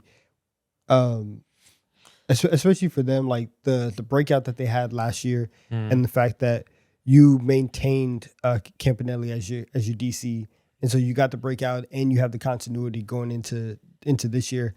I don't think I'm super high on Indy's defense, so I think tier 4 is okay. Yeah, I think they're considering that they didn't really do anything when it comes to their front seven, and then also on top of that too, they lost my guy Kwity Paye. Naturally, they're gonna be I worse. forgot. Yeah, They didn't do anything. They didn't do much else to really like shore that up. So I think they're probably gonna remain around tier 4.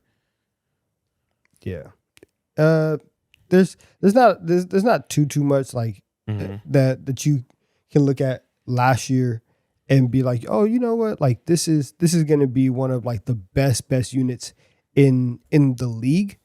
So it's probably tier 4. yeah. I think. And look what we have again. We have quite the bell curve outside of tier 6, just being one team. This is B-Soul's favorite. Yeah, Bezos loves him a bell curve. Bozo. And with that being said, that is our tier list of every single team's defense for 2026. What does that mean?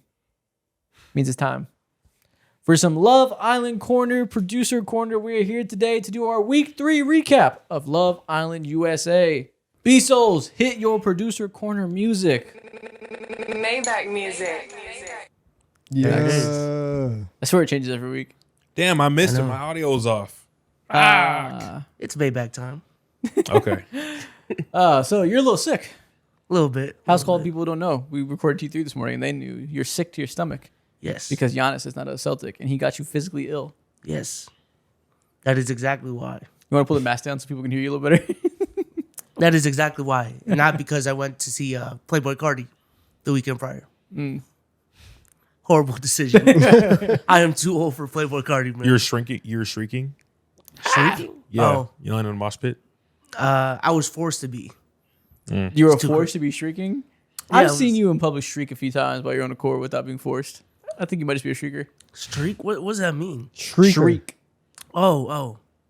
Yeah. She yelling. He said, yeah, I do be yelling. I do be I am a shrieking. screamer. Nevertheless, here we are to talk about our Love Island corner. You're through the sickness. You're through the wire episode. What we got today? All right. Back with our tier list. First name, Kata. Okay, so putting everybody to your list based on how much you like them, just like we've done for the last 2 weeks. So Kata was in game. She moved down to I like you She moved down. just a little bit. Why is that?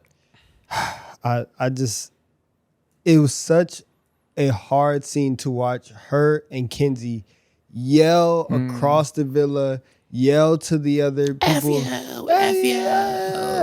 You're doing a lot. You lost so many oil points. I had to drop you down.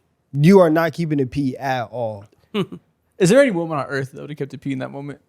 Yes, That's The crazy- other 4 girls in the villa, they didn't yell across the thing. Melody kept it P as hell that entire Mel- episode. Melanie actually She's did the only hold one. it together. Yeah, And she's the for- only one. And for somebody who has had a lot of outbursts this season, she was trying to let everybody else know, like, yo, just relax, take it in, and know that you have to come back stronger. Use it as fuel. She actually held it down. I think we do have to acknowledge though that was the most insane psychological torture I've ever seen on reality TV. To make them watch, to make them get ready for multiple hours, thinking they're about to have the time of their lives, doing the heart rate challenge. They spent 2 hours doing makeup. They get there, they sit down, they see a giant gift. They already were excited, now they're double excited. And then to pull that Stanford prison experiment shit on them and make them watch their guys get danced on without knowing they're being watched, so they're acting their truest, most crazy selves. That was insane psychological torture. I'm not holding the reaction anybody did against them besides Kenzie because I hate her. Yeah, Kenzie, she still needs to get the fuck out the villa, I hate her. Yeah, especially afterwards too. I will personally buy 10,000 iPhones to vote 10,000 times to get her out the villa. I'm so sick of her, and it was so annoying. Like as soon as the boys came in into the villa, you knew instantly, oh, she finna bust it down into a split. And over and over and over again, she has gone back to that gimmick. Why are you yelling? None of the other girls can see you. Why are you angry? And you said, I got to get into a split now. It's like an emo. As if they can see you too. It's embarrassing at this point. She did way too much. And she talked like 4 times about how mad she is about not being able to do a split. It's like she wants to set a world record. Yeah.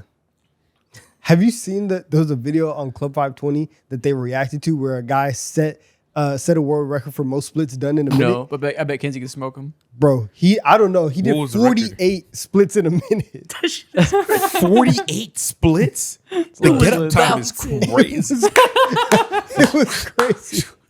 It was a lot. bouncing like crazy. You saw it? Of course he did. He was going insane. But yeah, Kenzie's the absolute worst in every single way. Everything she says and does and the faces she makes still bother me to this day. Seeing her on my screen makes me irate. Okay. Yes.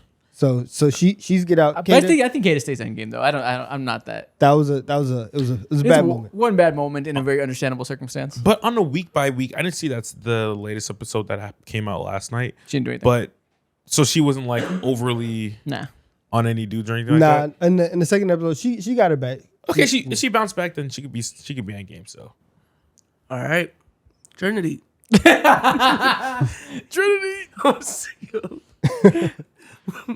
Trinity is end game. She's also holding it down. She is one of the most reasonable people in the villa. And for a while, it felt like none of the girls, or for a while, it felt like basically all of the girls in the villa were lacking behind the dudes. I don't necessarily think that that's the case now. I think Trinity has stepped it up. I think she's moving in a very correct way, and especially now that the guys have come into the villa to balance out Casa Amor versus the villa, she's moving the way she is, and she has been also telling Anaya, she's like, listen, you need to put yourself first. She keeps telling everybody, put yourself first, worry about you and your experience. I think she's handling everything very, very well. She is endgame right now. She's also super funny. Has she Yeah. picked up like on any of the nudes in the new? Oh, you Casa didn't or see the whatever? last episode, dude. Yeah. The end of the episode was hilarious. Bryce basically walked over to the edge of Casa Amor, looked into the water, and was like that meme from Invincible where he goes, "I think I miss my wife," and he was like, "I miss Trinity," and him and Sincere were talking about it, and he was like, "I can't talk to any of these girls. I just keep thinking about Trinity. I love her so much." Just going on. And like he was talking for about 3 minutes straight about just how much he likes Trinity, how much he's falling for, all the things that she makes him feel, all of this stuff. And meanwhile, he's talking. It's just a voiceover because the video is Trinity talking with another dude, going into a photo booth with another dude, kissing another dude, getting felt on by Wait, another which dude was it? We have to say, guess what? Guess what kind of dude it is? Was he black? Of course. It's Wait, which everything- one? The like brolic dude? No, so they didn't pick any of the giant guys. They actually, everyone was mad at them because they picked a bunch of whack looking dudes to people. Yeah. She picked a No dark skins. no dark skins. He was like kind of like 5'11" fashion dude. I think he was from Atlanta too. I think he said. I think so. I think that was right.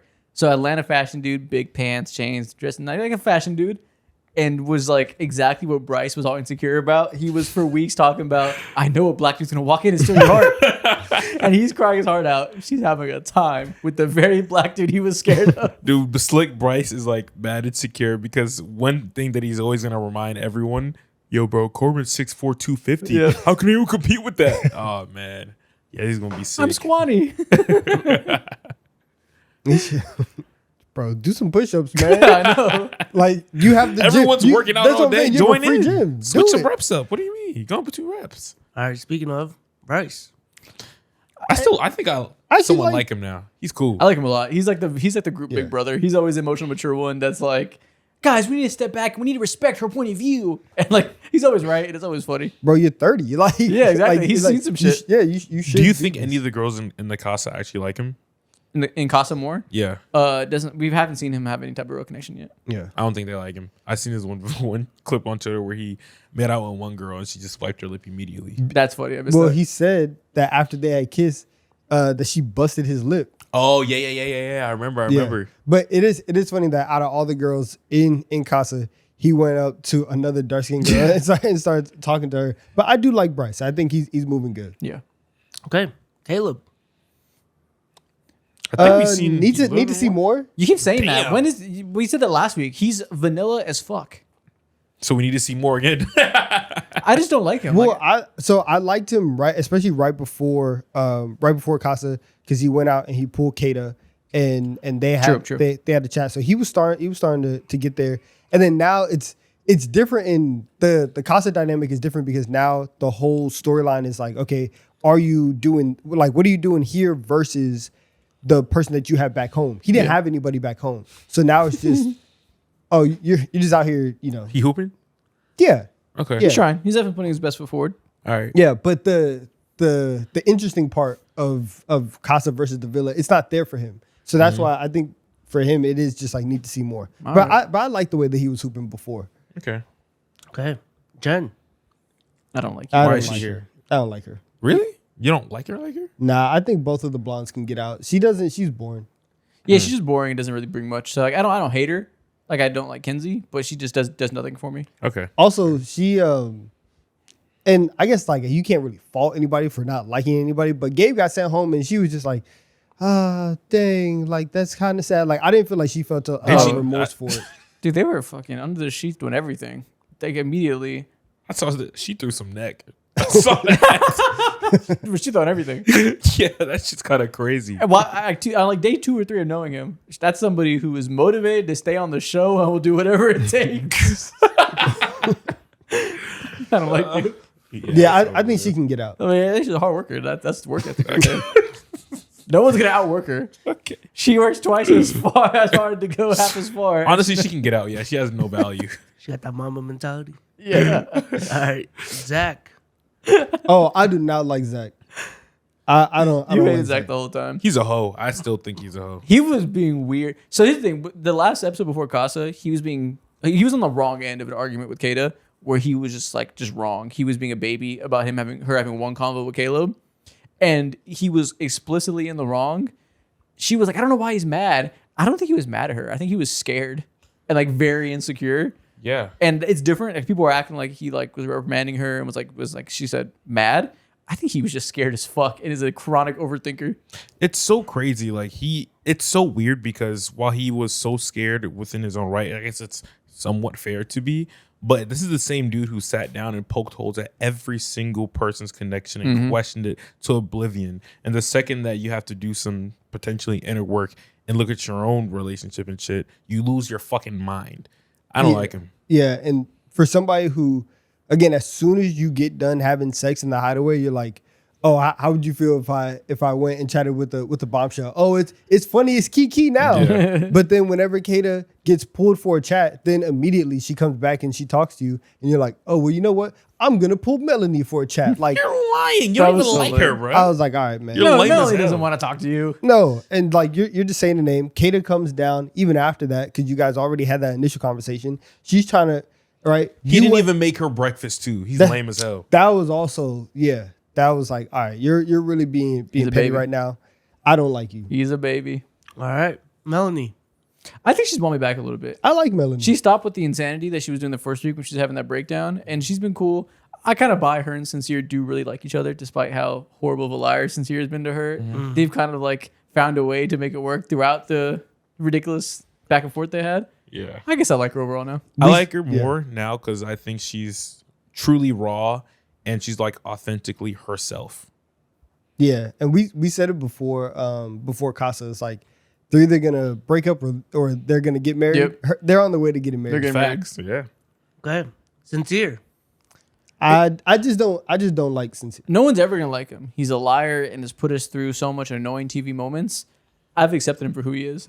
Now I'm kind of rooting for him and Melanie. Has he been going for any of the other girls yet? Not really. I think I think he's very calculated. I think he's keenly aware of his storyline Yeah. and how he can rebound from the line to Melanie thing, and they can get stronger for it. And this could be his run to win. So he's not going to bring anybody back from Casa. He's not going to try because he knows that it's a good story for him to come back and be loyal. But he is going to do whatever he wants in Casa. Like that's not gonna stop him because he said he was like, yo, like I think he's like, I keep thinking about Melanie and I really like her. Da, da, da, da. You got to do the hand stuff while you're talking. You know, like I really like her and I keep thinking about her. Yeah. But Because she's a Chevy and she's a Ferrari. And I like my Chevy. But I got to look at the Ferrari. You exactly. could have multiple I could have two cars. garages, 2 garage cars. I could have multiple forms of transportation. He had those conversations and then immediately after was like was kissing on one of the bombshells in Casa. Oh wow. I don't have a problem with that though. Like people in this season have made kissing to be such a like serious thing. It's fucking Love Island. They kiss everybody as they should. Like, Outside the challenges though? it's Casa. Yeah, like you should. You should kiss them. You should see if you like them. Like it's Casa. Which one did he kiss? I don't even remember. The Puerto Rican girl? No, Amore. Amore? One of the black girls. Ah, okay. Not the one that's with KC, but the other one.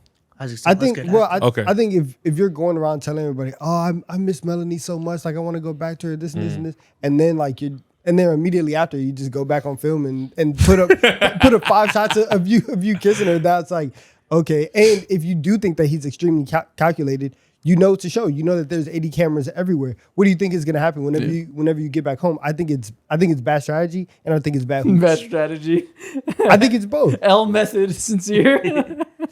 All right, Corbin. I like Corbin. Hey, he's been hooping, man. Corbin doesn't have brain cells, and I like him for it. He's a very one-dimensional player. A himbo.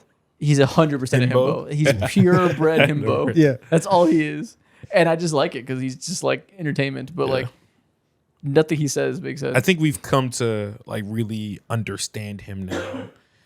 And we've accepted that he has no brains. He's just straight up like physique, and he's just that. Yeah. All right, KC. Hey, and game. That's my goat, man. Casey went and listen, he went to Casa, got traded, got his own team.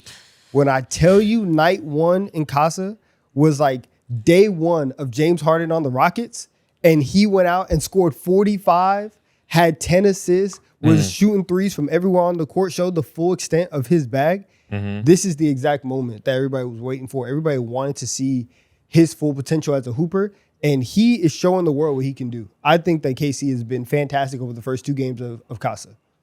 Man. I think he's hooping. I'm so happy that he's gonna find someone that's not Anaya.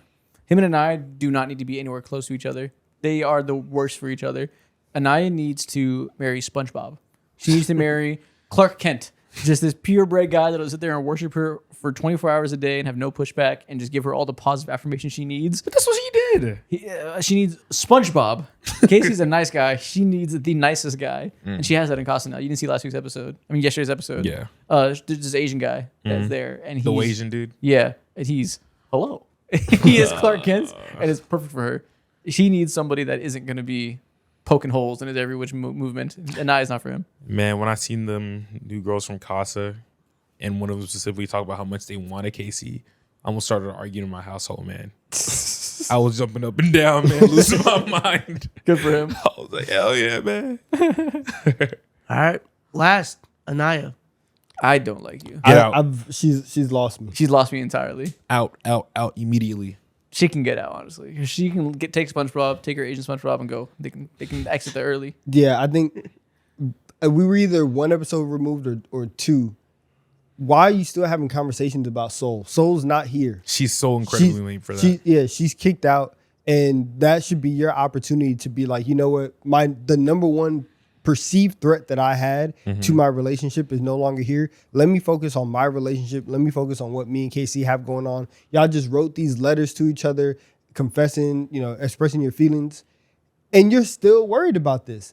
And that's why, like, Casey's looking at her. He's laughing. He's smiling. He's rolling his eyes because he's like, I literally just wrote down in pen, had producers proofread my words to tell you how much I feel about you, and you're still questioning me, and you're still doing all these things. And nothing she says makes sense. Like, Yeah. hardly ever. Like, she's entitled to her own perspective, obviously. And if certain things Casey says bothers her and she doesn't like the way he communicates, that's fine, right? But the point she makes to the girls and in the confessionals about the ways that he has apparently led her astray are just crazy. Where she'll basically be like, he thinks he can't explore, and I'm telling you, go explore. But then she gets mad at him for wanting to explore. Like, she's constantly saying, I'm not stopping him, but then getting mad and actively stopping him by stopping the chat with Soul.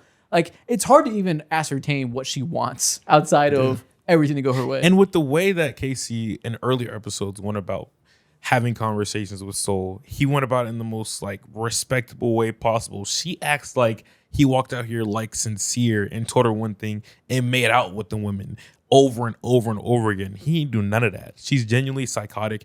And there's this one part. She's in her own loop. She's psychotic. This is one part of the show where I saw like the difference between someone like her and someone like Trinity. I remember when they revealed the girls in Casa, Trinity saw one and she was like, yeah, she got this, she got that, but she ain't me though. Meanwhile, you see Anaya and she's just like a hush puppy, just crying, bro. And I'm just like, bro, like, genuinely speaking, you can look every single one of these women in the fucking eye, bro. It's like she has the capabilities of someone like Giannis, bro, but she fucking plays like she's Julian Strother. What are you doing? Yeah, I don't think she's built for the villa, and I don't think this is necessarily the environment for her. So it is tough seeing her like just go through and not be able to meet the moment. yeah. And it's like, Damn. every time Casey changes his mind on a topic, it's like he gets convinced that he's evil for having a varied perspective. For him, like the last convo they had before Casa, where he was being very honest, and basically he was saying the experience of hearing Soul talk about how she was iced out and couldn't explore made me realize I should have given her more of a chance to explore. And if she stays, I will do that because she showed me I was wrong for not wanting to explore. I had a material experience that changed my point of view on the aspect of how much I should be exploring. But you want to play Captain Save-A-Ho? Shut up. You never bro. liked me? Oh my God. Oh my, she's the worst. Jesus Christ. Yeah, and there's 2 things. One, when she was like, "Oh, Anaya's finna be." First of all, she speaks in third person way too much. Yeah. She's been doing that a lot. It's been pissing me off. But she's like, Anaya's finna turn up. You're gonna see a different side of me. No, we're Right. not. No, we're not. Like if the battery truly was in your back, you would have shown this version of aggressive play much earlier in the season when you felt as threatened as you did. And 2, she's gonna get her opportunity. That's the worst part about all this. She's gonna get her opportunity to confirm all the things that she has told herself about Casey and their relationship. And she's gonna keep old boy. She's gonna keep Clark Kent on her side when he's putting his arm out and they lock arms together. And she's gonna keep him in the villa. Casey's gonna come back with old girl, and she's gonna stand up there and do the thing where she's like, "You never cared about me, and you proved it here. And I truly see your character. So you know what? I hope you're happy. You did your big one. I hope you're happy." And she's gonna get to lie in front of everybody and to herself, and she's gonna get that moment. And it's gonna be annoying to watch. She's in her own mental psychosis. It's ridiculous. So- She's not Kenzie because I hate every fiber of Kenzie's being. Yeah. But she annoys me the second most by far. Yeah. Yeah. Also, I saw a video yesterday of it was Kenzie saying when Corbin was telling her that the guys were viewing her as lustful, and she was like, "What? I'm not lustful. I'm not lustful at all." And then there was a minute of her lusting over everybody in the villa. So No, she probably said, "I don't be lustful," in her horrible ass black accent that she only pulls out around the black people. She talks to Jen and she sounds white as hell, but she gets around anybody that's not white and she's, "I don't be this, I don't be that," and it's ridiculous. Oh my gosh, that's funny. All right, that's it. Oh, good. I be missing you. I hate her so much. She's the worst. God, yeah, she's not a good hooper. she's not good at anything. I can't wait till she leaves. She's not. She's gonna get the white vote and stay here till the fucking Final Four. Ah, the white vote. I forget. You're right. Bro, for real, like I do think her letting us know that she could do the splits every 5 seconds, it genuinely has irritated me to watch her do it. Me too. Someone was like, girls who can do the splits are the same as guys who can do backflips. And to find any reason to pull that trade out. Fair. Not a bad comparison. All right, well, that's the end of our producer corner. That is the end of our Love Island corner for this week. 3 weeks left of Love Island USA. Oh, okay. Now, that being said, it's time for TikTok time. Let's keep it moving. Let's play some mini games. Let's go on with our day. Real entertainment. Woo! Welcome to TikTok time. First thing we're going to do today, we are going to see a series of pictures of NFL players. We have to guess the player we're looking at. But these will not be photos of the NFL players from real life. We will be looking at their old Madden graphics and trying to guess the player being showed on the video game. Okay. Makes sense. I Okay. suspect this is going to be extremely difficult. I don't know what Bezos put together for us, but I know that they took away all the jersey colors. So we have no context clues to go off. Do we have of. numbers? No. That'd be way too easy. Okay. All right. We don't got shit but the graphics themselves. All right.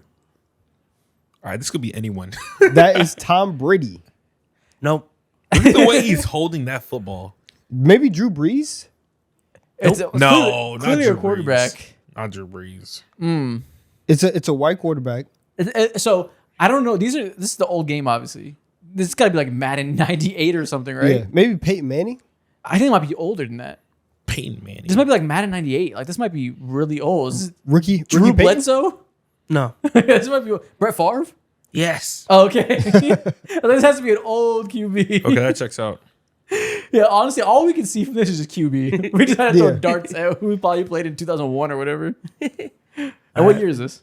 I think it was like 02. Okay, that makes 01? sense. Dude, he's not even holding the football. He's holding like it's a With his wrist. there. Yeah. Fuck. Okay. They got this. It's like, oh my God, it's so I lifelike. think, yeah, exactly. Your dad saw this and was like, it's just like the TV. So, oh, you're playing? I thought it was a real game. I can't see the difference. Have you seen the new Madden like the trailers and shit? Not trailer, but some gameplay. Yeah. It looks insane. They stepped it up. Looks actually real. Yeah. All right, next. Okay. Ooh. Stiff arm, and he's black. He's black. Okay, he looks like a quarterback. This is Michael Vick. That's the one thing you can show us. Yeah, His skin color. Couldn't take that away. this got to be Michael Vick. The way he's holding that ball. This is Michael Vick. Yeah, hold the left hand. Okay, Yeah, Michael Vick. That's an easy one. that's funny as hell. Next. Is this Madden 04? Yes. Yep. Yes. Famously. You can never not recognize Madden 04 Mike Vick. Who the? I'm not gonna lie. I think I know who this is. You got a coach? Simply because this is the iconic ass look.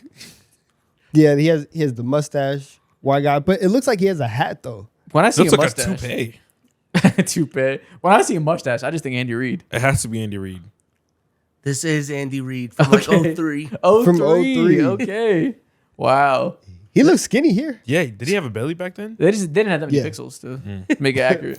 They had one model. Yeah, the technical capabilities were not caught up to Andy Reid yet. Just give him a little belly. we couldn't properly display Andy Reid till like 2010. It took a while. Yeah, the Xbox would explode. Don't make me laugh. Red Ring of Death. No capabilities for that at all. You see Andy Reid get a red ring. That's hilarious. Next. Oh, Okay, Oh, I- holding it in the left hand. Obviously. So this is a running back. This is not going to be a quarterback. is that a tattoo? Yes, but I don't think we can tell anything from the tattoo. Because the tattoo also is just like, all right, what's going on here? Looks like a wide receiver, probably. You think this is like, He looks skinny, so I think this is a wide receiver. The skin is that Heinz Ward? No. Okay. no, is that Randy Moss? That would be my bet. Yes, it is Randy Moss. I can kind of see it in the face. Okay. Oh, I no, see the eye black eyes, too. Yeah, Underneath Yeah. the eye black gives it away. that makes sense. The random one tattoo. McQuarters. That would have taken me a while to figure out Randy Moss. I did not think it. I thought it was gonna be like someone that's like lighter skinned. Yeah. Yeah, no. All right, next.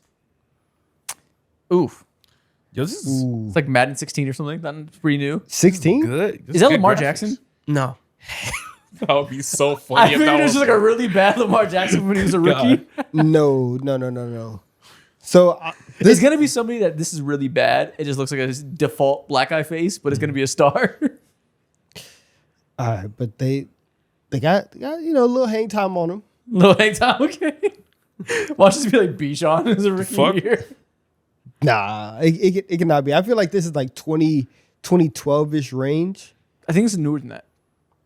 Really? I'm pretty sure it's newer than that. Yeah, it and, looks, and the you think graphics it's is really, better. really This bad. is like 2021 or something like that. Wait, 2021. Yeah, bro. this is not old of Madden. I think the whole thing is this is just like not the right face. Like they gave him some bullshit. Is it Cam Ward? No. Okay. Is this offense or defense? Offense. This is offense. Okay. Let's see. Le'Veon Bell never had. This is not Jamar Chase. No, It's not Jamar. can't be. Or is this just the actual face and we're just overanalyzing this? We're trying to think of someone who's not. It's just No, I don't even know who this. Who's it look who this like? is. Just with the face. it actually does look familiar, but I can't put my finger on it. But I Looks like don't know. Devonta. The fuck? I was thinking Devonta too. I swear to God, I was thinking Devonta. I swear I was thinking Devonta. Let's see. Offensive player. He plays offense. Wow. I'm not 100% sure. Yeah, who the hell is you? this? You guys say it looks familiar, but I'm not seeing that. This is Kenneth Walker. Oh, with dreads. This is actually from a recent Madden, but it's like the PS4 version. Oh, instead okay. of- Yeah, that kind of looks like like Kenneth it. Walker a Yeah. little bit. Okay. Yeah. It's not even that bad. There you go. See, I told you we were overthinking it. We were trying I to look can't- for something really off. It was only Yeah. kind of off. It's the hair. Yeah, That's all if it is. if I He looks cover his like, hair, I can kind of see it. he looks so different. No, with it's the dreads. eyes. The eyes are terrible. But the nose and mouth, it's like fine, I guess. I can't see him without hair, bro. It looks so crazy. Yeah, All right, next. that's a bald man. Okay, this has to be a tight end. That's a thick white man. Greg Olson.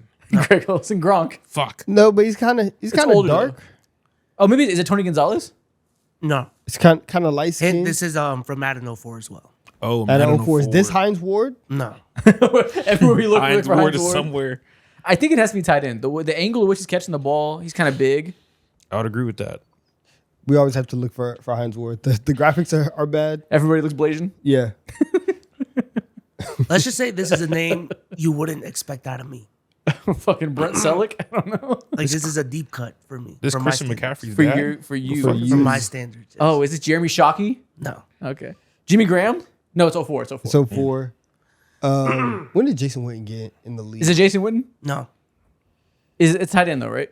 Yes. Okay. Who the tight end in Damn. 2004? Why am I blanking on this now? this Kellen Winslow? No, that'd be Kellen Winslow Jr.? Jr. if anything. Junior? No, that's not him. No, cooked. Huh. Let's see. We can't let him cook us what he thinks is a deep cut. Maybe it's not a deep cut. Don't take that too seriously. I'm not. Maybe it's super But, not a I'm, deep but I'm cut. thinking about the tight ends in the middle. And like Unless the we think 2000s. it's someone light and it's not. Is this Antonio Gates? No. Okay. Maybe the skin tone's just fucked. This is a white man? Yes. Okay. Okay. It's not Jeremy Shockey. It's not Brent Selleck. It's not Jason Witten. Who are the other tight ends? It's not Witten. It was a star?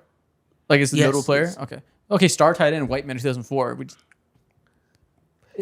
Is it Greg Olson? I don't know if he's notable. He's a star though. No, I already said Greg. I know. I thought maybe you didn't say It's it. not.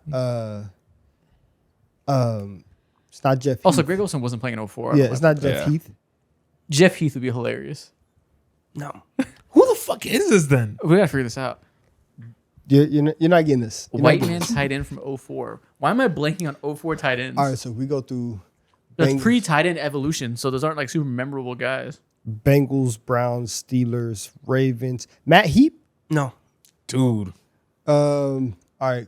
Matt Heath. Yo, he got Is this Dallas Clark? No. Ooh, that's Oh a good my one. gosh. That's a good guess. Colts, Titans, Jags, Texans.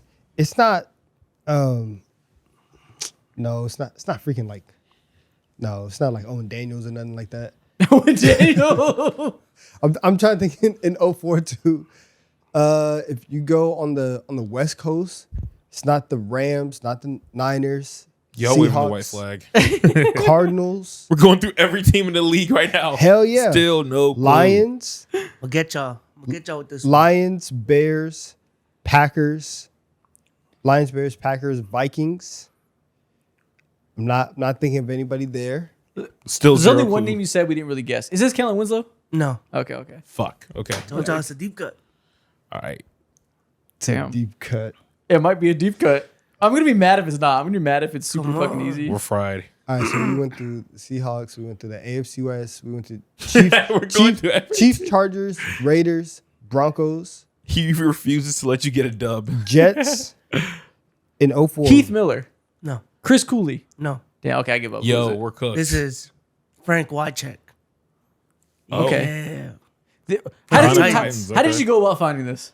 I saw the picture, looked up tight ends who played for the Titans. Okay, that so wore you found number a random 89. picture from Madden 04 and just picked him. He's a 3-time Pro Bowler. Okay, fair. Yeah. Good pull. You got me. Good job. I would have went the next 10 years forgetting to think about Frank Wycheck. Okay. I don't know when I would have thought about Frank Wycheck for the rest of my life. You know what? Fair. All right. Okay. Salute. You got got it. us. You got us fair and square. Hell yeah. We should have known Frank Wycheck. You got us. Hell yeah. Never again. He made his Pro Bowls in 98 to 2000. This is his last year in the NFL. All right. You put might out get y'all again. retirement year Frank White. Oh, that's Ray Lewis. You just see that stocky ass chest? It's not. What? not. Is this Shannon Sharp? No. Okay, this is must be like Madden like 03? Yeah, around there. Looks Yeah, like he's Madden 03. celebrating. Time out, man. This dude. This is a linebacker. No, It's not a defender. it's not. Could be a running back. This T.O.? It is a running back. Oh, fuck. Is okay. this Jerome Bettis? No. Is this Brandon Jacobs? No. Is this Maurice Jones-Drew? No. Damn it. This Darren Sproles. No. Is this LT? No. This might be a deep cut again. Reggie Bush. No. Ahmad Bradshaw. No. Ahmad Green, No. Ahmad Green. This is a Raven. Oh. a Raven. From what year? Actually, don't tell us that. Don't tell us that. That's too easy. He not gonna pull out the forbidden guy. Different guy. I don't know who he is. Oh. No, he says like Madden is before that because like Ray Rice is like the late 2000s, early 2010s. Yeah. This is early. Oh, it's not him. No, that was a forbidden guy. I knew definitely not a forbidden guy. So it's a Ravens running back from like somewhere between 01 and 04 He was on the Ravens from 97 to 2000. to 2000. Yeah. Oh fuck! I was gonna say Jamal Super Lewis. cooked. Well, I don't know who the running back was. the from late 97. the late I don't 90s. remember. Late 90s. I don't know. Late 90s is my biggest blind spot. This is Priest Holmes. Oh, We- okay. Yeah, we should know. That's on us. If you That's just showed me on us. different jersey, I would have known it was Priest Holmes. I didn't think about him as a Raven. That's on us. All right, next. We had no way to tell, bro. I know it was just a guy in a white jersey. linebacker. Yeah. These are all ridiculous. I thought we'd see faces. These are just Yeah. bodies. How can we Peyton know? Manning, No, Drew Brees. no, How can we know this? I'm just saying This white is quarterbacks. bullshit. Tom Brady. Tom Brady. no. You gotta Close. show us You're faces. close. You Close say to Peyton Tom Brady? Manning? Yeah, you're close to Tom Brady. Very close. Actually. Eli Manning. No. Drew Bledsoe. Yes. Oh, okay.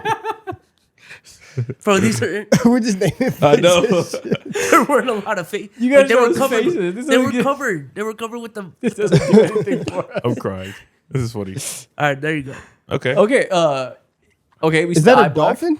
We have the elbow pads. That should give away a lot. Ray Lewis. No. Michael Strahan, No. who wore elbow pads, He's kind of dark. and this looks like Madden 08. Does he play defense? No. He's not. He's No. not on defense. Is it on Madden 08? Earlier. Earlier. Shannon Sharp No. It's a good guess. looks a little tight endy with those elbow pads. He said he plays defense, right? He doesn't play defense. Doesn't play defense. Oh, doesn't. Oh, offensive. It's like Dante Culpepper. No. Donovan McNabb. No. This Steve Smith? The fuck? No. Close. You're very close to that. Close to Steve Smith. Okay.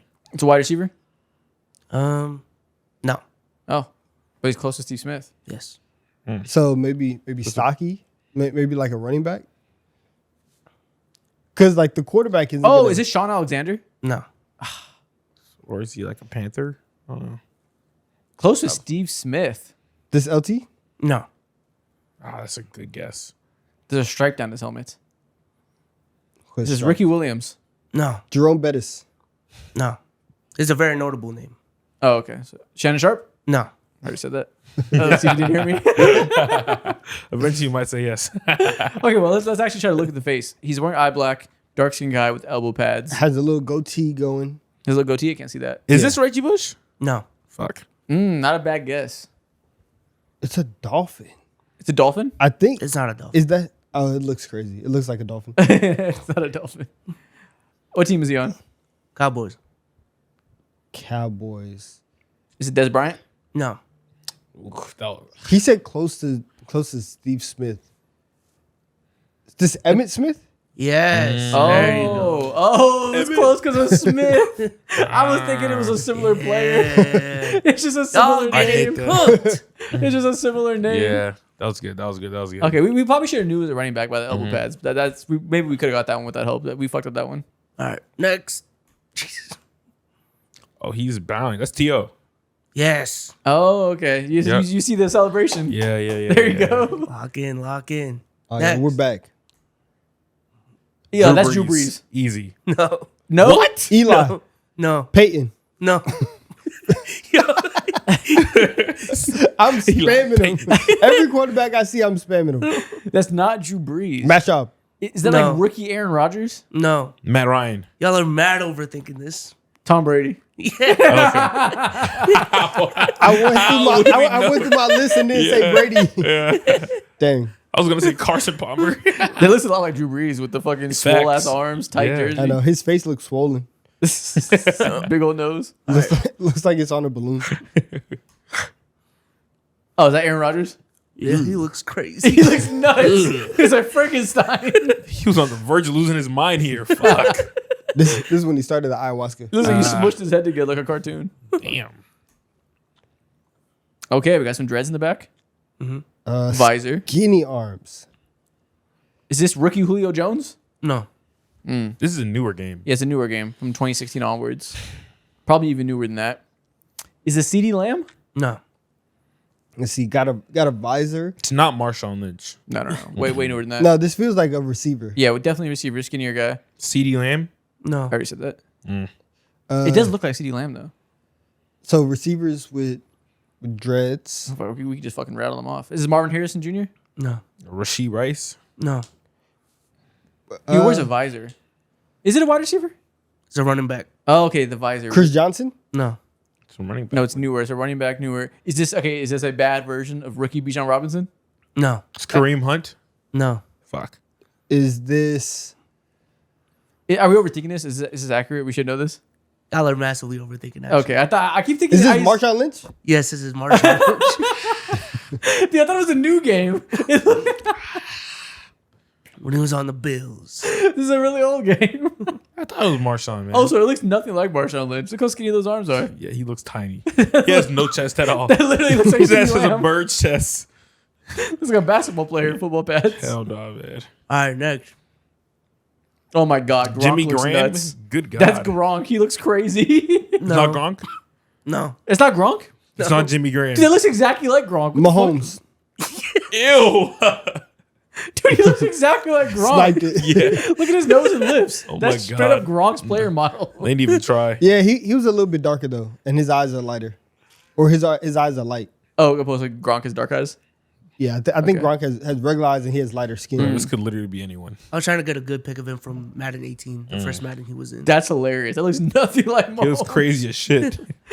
All right, next. Fresh off salts.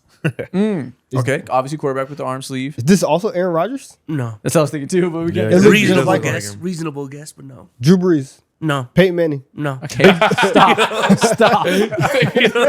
He's always Big like Ben. the fly. Huh? Big Ben, No. Oh, it's not Big Ben. Damn. Keep going. You'll get to him. Those dark eyebrows. Eli, No. Phillip. No. God. So he has the sleeve on his left arm, dark eyebrows. Is this Tony Romo? No. Damn. He's right-handed. Bro, he looks just like Aaron Rodgers in the face. Like, what do you It mean does. this isn't Aaron Rodgers? Yeah, it looks like Aaron Rodgers for sure. There's not. That's what's fucking me up. What Madden do you think this is?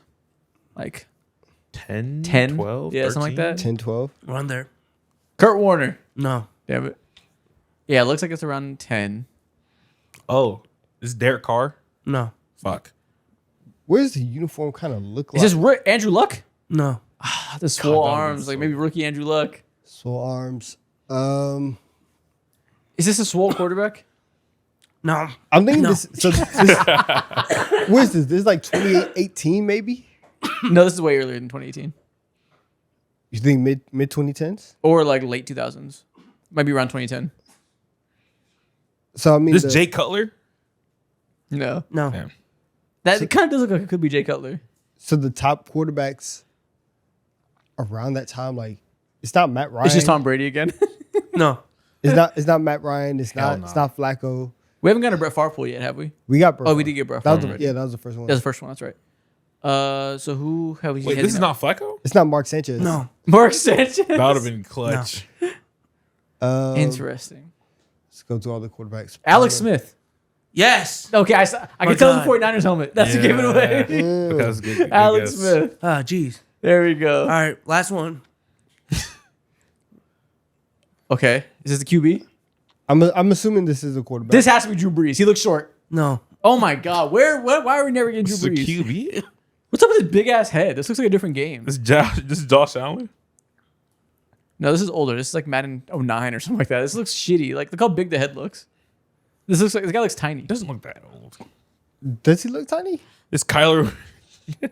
The head proportions are so weird. Look how big the helmet is. But he's wearing a full sleeve. We're Wearing Oh, some one of those winter games, wristbands? I think it was either Madden 08 or 09, really put a lot of emphasis into the snow being revamped and stuff. So I'm guessing this is from one of those games. This guy White? Yeah. It's not a player we've already gotten. It is. Aaron Rodgers? No. Tom Brady again? No. Okay. Wait, we've already guessed this player? Yes. Brett Favre? Yes. Okay. The black and white made it hard. Okay, yeah. Which Madden is this? Oh, wait. I think. I told you, yeah, Madden 08. They cared about the snow a lot. They really wanted to show it off. I remember that. I think he was a cover athlete in that Madden too. Okay. Oh, wait. No, or is that the one with Larry Fitzgerald in them? That was 2010. That was 2010 Madden. Yeah, man 10 is the. Take a guess. is Who do you the- think was the Madden 08 cover? Madden 08. Ben Roethlisberger? I don't know. I can't. Actually, it might be. It was might be Madden Brett. 09 that was Brett Favre, actually. Might be Brett. Madden 08, I want you to try to guess this. It's another quarterback. Okay. Let's see. It's not a quarterback we mentioned today, actually. 07 is Sean Alexander. If 08, Okay, NFL teams. so Yes, 07 was Sean Alexander. 09 is Brett Favre. 08, I'm going to say, let's see, McNabb was 04. I don't think Romo was ever, No, Romo was never. yeah, Romo was never a cover athlete. It's not going to be Brady. It's not going to be Manning. 08, is it Breeze? Nope. It's a Longhorn. A Longhorn. It's a Texas alumni. Wow. No idea. Quarterback? Bro, it's Vince Young. Wow. I had that game too. I forgot Vince Young was on Madden. Completely That's forgot. insane. Completely forgot Vince Young got the Madden 08 That's cover. insane. Yeah. Is that what's gonna look like if Caleb sucks and he has this year's Madden and he never Yeah. becomes any good? Don't speak that into existence, please. Ooh, if he's Vince Young. But Vince Young had a Pro Bowl season in 09. You said he was a Longhorn. I said, "There's no way Colt McCoy was on. There's no way Chris Sims was on." Oh, and then Vince Young got the Madden curse that year because in 2008 he only played 3 games. Gotcha. And there we are. Next thing we are going to do today, I'm going to show you one of the biggest contracts in the NFL handed out sometime over the last 5 years. We have to regrade it based on how it's aged since it was given. So let's start off with some quarterbacks in the beginning. First up, we got Dak Prescott, 4 years, $60 million per year. Highest paid on an average annual basis when it was given out. How was it aged? Beautifully. He's still elite. How could it be bad? Number 1 in the league, though? Number 1 in the league is tough, but he's a quarterback. That's how it goes. Top end as well. You got to pay him like max money. They gave him a lot, though. They gave him like comfortably number 1 money. And he's been worth it. Like he's been he's been as good as they could have hoped Dak Prescott could be. Mm-hmm. But was it an overpay in the beginning? Yes, but that was also because they waited a long time to give him their money. So it's an overpay by their own choices. And the same way they do it every single time. It's a Jerry Jones special. Yeah. Jerry Jones loves to overpay. So they could have paid him a lot less, and the contract would have felt better. But Dak has had, when Dak is healthy, he's statistically had some of the better seasons in the NFL. So I would say this has been worth it. Do you think Jerry Jones just really likes taking care of his players? Really likes giving them the most money possible? That's probably the narrative he tells himself. Yeah. I'm just generous. Yeah. Yeah. Meanwhile, you're a fucking bozo. All right. So we'll give the what? It's been a B so far? Me personally, I give it an A. I mean, like, outside of not getting ahead of it, he's worth the money still. He had a very good year last year, injury year before that, since getting it. It's about a B to me. B plus. Okay. B plus. Solid deal. You're still happy with Dak. Next one, we have 5 years, $55 million per year for Trevor Lawrence. Now this is It's a bit kind much. Just had a breakout kind year, of though. sucks a little bit. Yeah, but Breakout second half of the year, I should say. Yeah. we're breaking out into top 13 conversations. Breaking out to be like, mid, man. Yeah, like this is my number 1 overall draft pick. I would like for him to be like a top 8 guy. We're paying him all this money, but if this is the rate that quarterbacks are going at, That's insane. what's the alternative? Exactly. If he's the 12th best QB in the league for the next 5 years, I think you're cool with it. You live. Yeah, you'll live, but I'm not gonna say this is like it's not the same value as Dak. I'll say that. Yeah, it's not like incredible It's value. not top line. Yeah, exactly. I do think that what we saw from him with Liam Cohen after he got used to the system second half of the year, if you tell me for the next 3 years he's a 10th best quarterback at least, I would not be shocked. I do have a lot of faith in him. Yeah, but we're doing a lot of hoping that the second half doing a of lot the of year hoping. is now the next 3 years of his career. I'm gonna go C plus here. Okay. Yeah, I'll give it a. They've had 1 full season since giving it to him, and he Yeah. got much better. That's progress. I'm going to give it a B+. So far, you haven't been disappointed. Yeah, I give it a B. Give it a B. Things are going smooth since giving him the deal. Next up. I can't even say it with a straight face. Deshaun Watson's 5-year deal, $46 million per year. Fully guaranteed. Why did they give him this money? Desperation. Yeah, They are I mean, the this is the Browns. worst contract in sports history. Wow, man. I think considering the allegations, considering the play that they've gotten from him, Wait, they gave him that money off the allegations. yes, Yep. yes. What's wrong with them? Considering the assets that you gave up to go get him, Who are they competing with again? exactly. Considering the fact that in a sport where nobody gets fully guaranteed contracts, you tried to set a precedent to where league owners had to collude to not give other people fully guaranteed contracts. This is the worst anybody's ever done. This is a war crime, F-. Hands down. Hands down. Hands down. Next one. 3-year, $33 million per year for Sam Darnold. Hey man, you got a chip. A plus. A+. This is good money. A plus. You moved off of Geno Smith at the exact right time. You paid somebody lower than market value. Like even if you were paying Sam Darnold $50 million, you still got a Super Bowl. Yeah, this is good money. But that's the thing. They wouldn't have had that Super Bowl because they wouldn't have been able to spend that money elsewhere if they gave him $50 million. They bought a mid-level quarterback at the perfect price at the perfect time because that's what they knew. That's what the roster needed. Perfect. Everything about this worked as planned, as aimed when you give a quarterback this much money? That's middle of the pack. 33 million is perfect, man. A++. It's honestly sets a precedent that more teams should try to go not bargain bin hunting, but like middle of the road hunting. Definitely bargain bin hunting. Okay, definitely bargain bin hunting. I didn't want to call him a goodwill QB, but Donovan did it first. His next contract is going to be But fucking it doesn't massive. even have to be a goodwill. Green Marshalls. Nah, I mean he saved the team. He's Salvation Army. Correct. Salvation Okay, Army. you could find some gems there, You Okay. can. and you could win a ring with it. You Definitely. can put that shit on. Patrick Mahomes, current 8 years, $63 million deal, originally signed with a certain number that you can adjust it every single year, and now he currently sits at 63 per year. Jeez. Yeah, they owe him more money. They do? Yeah. Why? It's a $500 million deal. Give him more. He's worth more than that. Jeez, man. Yeah, it's true. In a couple of years, if it adjusts this bitch to $80 million a year, and we're always gonna say it's worth it. I'm always gonna say that he's worth more. This is A++. It's fine. It's a generational yeah. contract, first of its kind. Never seen You a have deal to go- like this where it's this long, made to be adjusted every year. Great for Patrick. Every year he gets a raise. Pretty goddamn cool. Yeah, this is an A, man. They just How locked could you him say in for a anything else? decade. Lined him up for a decade. Said, "Here's $500 million. That's crazy. Go crazy. Go, Go Pies. crazy." And you know what? We're probably gonna give you more too.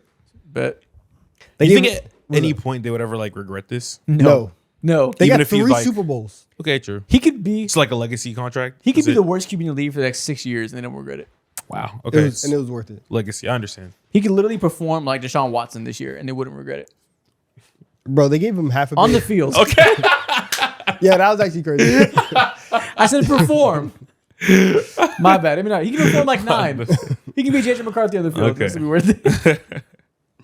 That's funny. Next up, no more QBs. Over to wide receivers. DK Metcalf's 4-year, $33 million a year deal. How is it aged so far? That's a lot of money, man. It's like middle of the pack. It's like he's not one of the highest paid receivers in the league. He was good last year. He was all right last year. He was cool last year. I'll use that word. But for $33 million, I think I can think of so many other wide receivers I want over him. Me too. The one they could have given that money to. One George Pickens. Yeah. Could have given the exact same deal. I'm gonna give this a D. A D. I'll probably go the same because you traded for DK Metcalf, You did. gave up draft capital, and then gave him this deal. You didn't have to do any of that. You once again, you could have just given George Pickens his money and said, "Hey, we're gonna throw the ball to you 120 times this year," and George would have been like, "Bet Yeah. That's what I'd like to see. that's my kind of hoops." Yep. Instead, you got DK Metcalf, locked yourself into this deal. I'm not a fan of it, It's a lot of so money. I'll say D plus. Okay. Fair. Yeah, it's just not great business. Not a great business at all. Next one. Brandon Ayuk's $30 million a year contract for 4 years. When you start beefing with your players on Instagram, that is an F contract. What he did. That is not the place that internal affairs should be sorted out on Instagram. At his peak, you would say he's a top what receiver? He was top 10 for 1 year. 1 year? Maybe. year. His contract year, he was top 10, then got paid. And then went AWOL. Okay. We're going F. We're going F. This is one of the most regrettable decisions anybody's ever made. How do you avoid a decision like that? You don't. You don't see the future, I guess. You trade him. He immediately got hurt, which is the hard part, and everything spiraled from there. He had issues with his injury recovery and how he handled it with the team. Then they started beefing. Honestly, this is just nightmare scenario. Nobody was wrong for agreeing to this deal. Everybody was wrong in hindsight because it went so goddamn poor in every way. He's been on fucking Instagram begging to be a commander for I like know. 9 months. Shameful. No decorum No decorum at all. at all. So what do you want to give this though? F. I mean, it's F, At the time, it would have been like bro. a B. we're gauging this today. This is an F minus. You're beefing with the dude on Instagram. Go Commanders. Keep him He's away from the ridiculous. Commanders, honestly. Yeah, he might ruin Jaden. He got his money though, so good for him. Love to see He guys basically getting got that money like 60 mil guaranteed to do jack shit. for PTO. So good for Money him. spreads. Good for him. He didn't do a He damn won thing. in life. He earned his deal, then sat back and chilled. Good for him. We should all aspire to be so lucky. Not gonna earn another one though.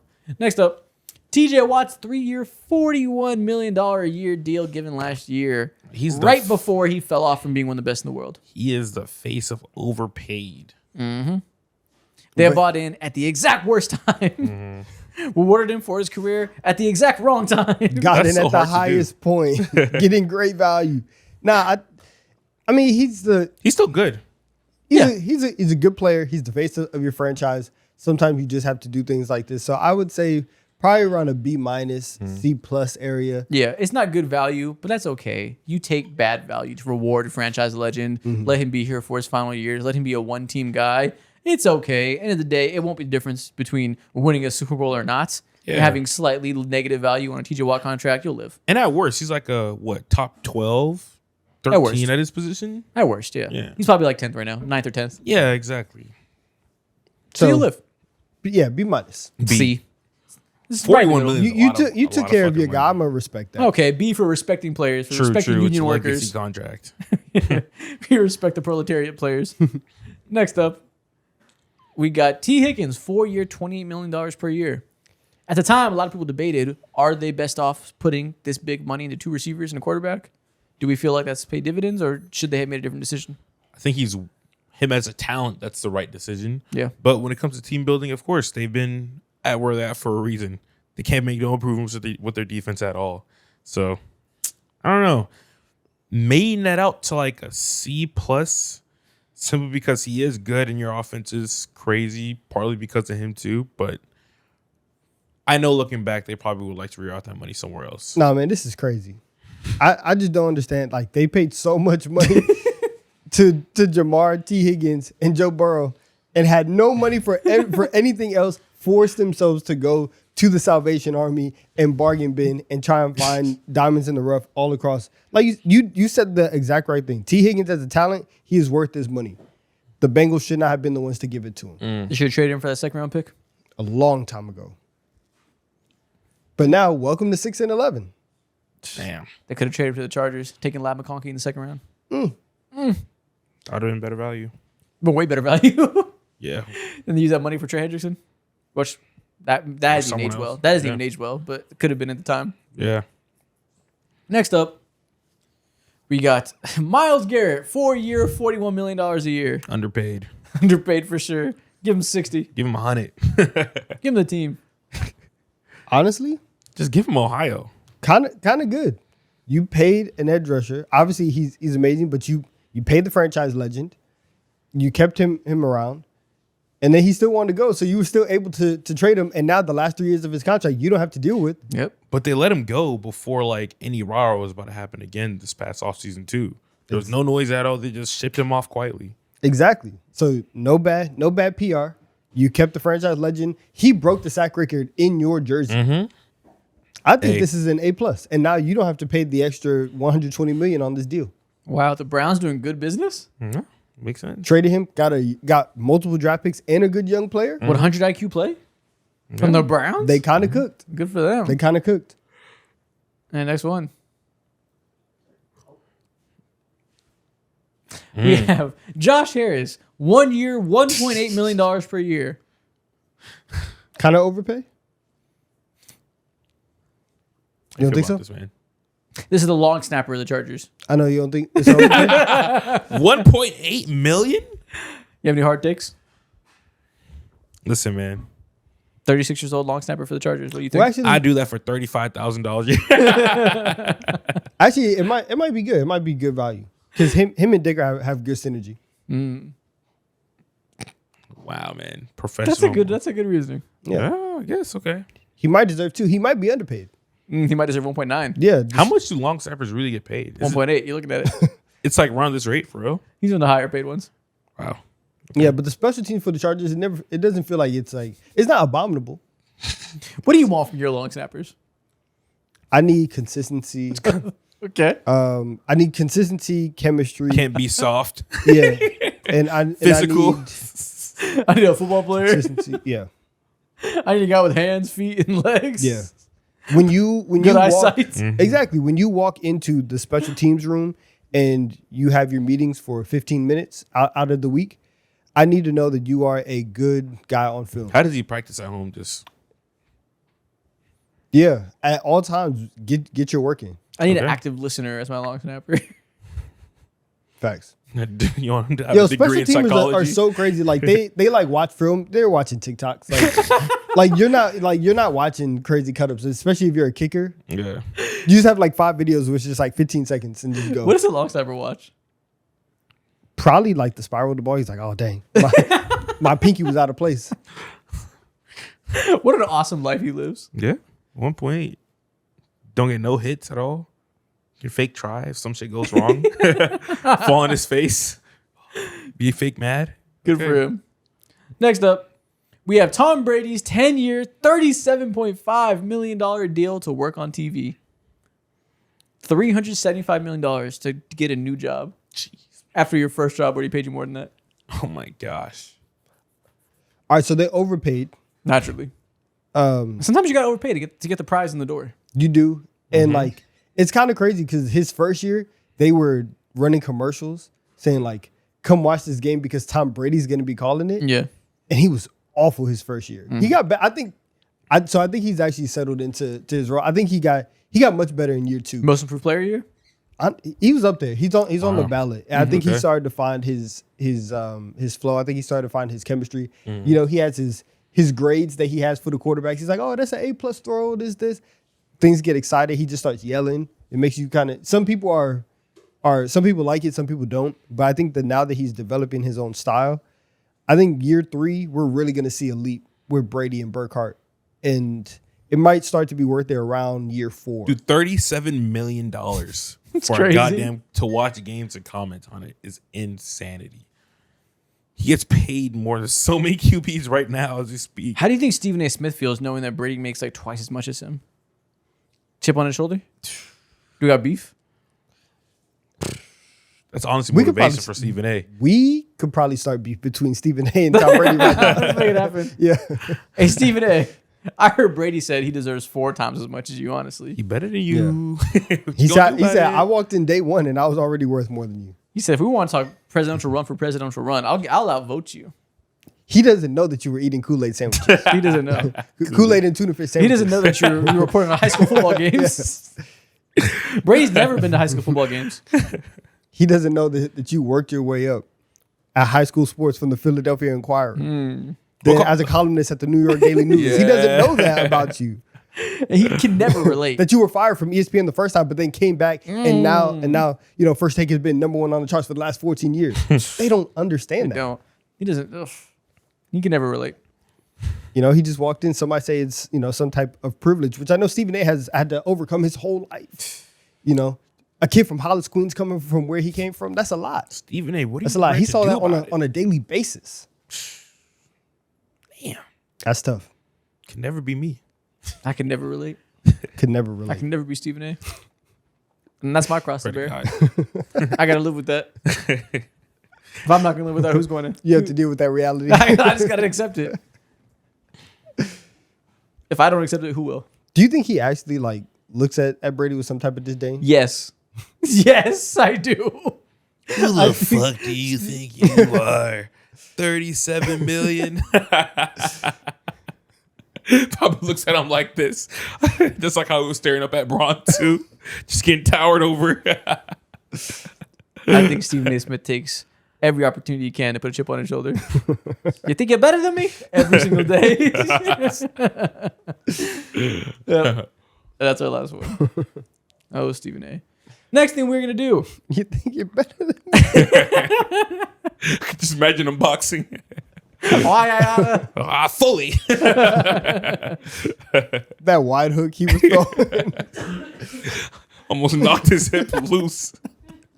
I'm a tore his shoulder throwing that. Tore labrum, bro. He would have been cooked. Such a dumbass. On ESPN with a sling and shit. He would have been so cooked. He's such a dumbass. He's the greatest dumbass, though. Oh, my God. Brian, watch out.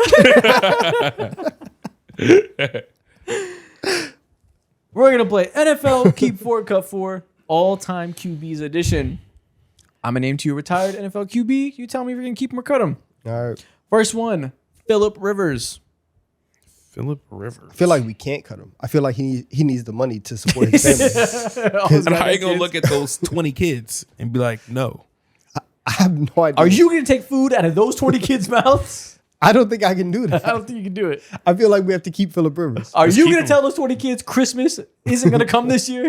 That Santa has to sit this one out? I'm not finna be the one to do that. We're keeping him. We're keeping Phillip Rivers. Are you going to tell those kids they can't have new socks? New socks.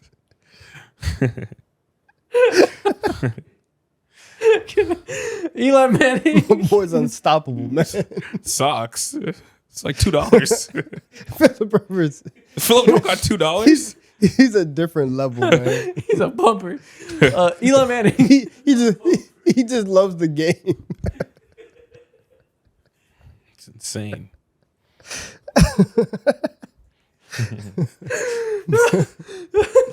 He's like those Rich Homie Quad albums. What do you mean by that? Phillip Rivers is a Rich Homie Quan album.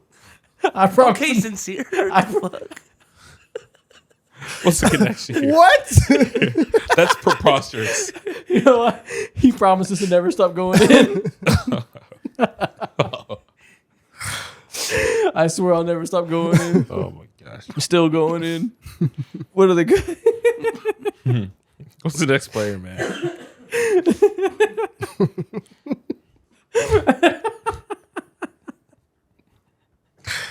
I love that you had no fucking clue what that meant.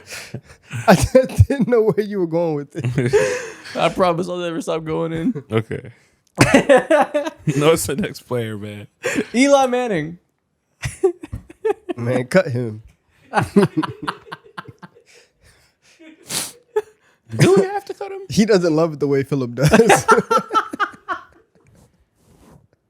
Wait.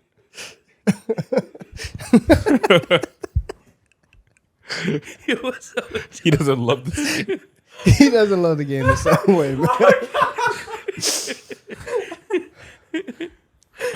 I know Phillip's dedicated. I know Philip has something to play for. Is Eli getting better every year? Is he adding to his game? I don't know. All right, then Manning cut. We're cutting Eli. Okay. Nick Foles. The nickname would suggest that we have to keep, What's his nickname? you know, he has big Nick energy. What does that mean? You know exactly what it means. But Big I think neck energy. But what I does think- that mean? Wait, I don't know his nickname. He just remixed it for no reason. Why did you say big? Yo, you guys are sick, man. You guys are sick. Sounds like we're keeping Nick Foles. yeah, we're keeping Nick. That's a big neck.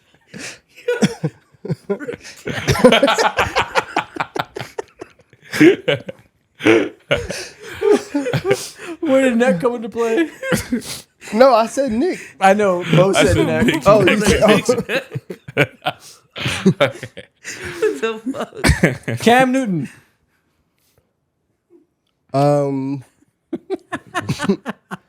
I think we have to keep Cam. We have to, yeah. Because I know Cam definitely cares about the game. I course. don't know if he's gone out and I don't know if he has the volume the same way. But he's on. We got to question, does he play the game the right way? Because he said, And I know the way he plays the game. is it the right way? He got a lot of kids, man. Does he have a lot? Yeah. How many you got? Like minimum 5. I think it's like 6 or Keep 7. him. Yeah. All right, yeah. All right, we're keeping Cam. Mike Vick. I actually don't know. Somebody's got to get cut. No one knows. I think we got to cut him. Yeah, we'll cut Mike. Steve Young. Cut him. Cut him. Cut him. Yeah, Yeah. just cut him. So Too long of a we're keeping the silence. last guy then. Last player, Vince Young. Not sure, but we'll keep Vince. Let's see. Longhorn, right? Yeah. Okay. I'm not sure. What's the line? 3? If you have more than 3 kids, is that a lot? Vince Young More has, than 3 yeses is a lot. Vince Young has 3 children. Right on the line. Cool. We'll keep him. Perfect. What a list. I gotta see how many Cam has. Mike Vick has 4 kids, by the way. You sold. Damn. Shoulda. Love the game. Dude, Cam Newton has 9 children. We're good. Oh my god. We're good. He has 9? 9 kids. We're good. Yeah. So we got 11 kids, 9 kids, Big Nick Energy, and Vince Young. Cool. That's a good 4 to keep. Big neck energy. Big Nick Energy. Oh my god. Last thing we're gonna do. All 3 of us are gonna think of an NFL player. The other 2 have to try to guess the NFL player, and the only thing the person who has the player can say is hot or cold. Okay. I will go first. Okay. So I have my NFL player. You guys try to guess him. okay. Remember, obviously it's hot or cold. So if you ask a yes or no question, like I can only give you so much. AFC. Cold. Okay. NFC. Steve Smith. Cold?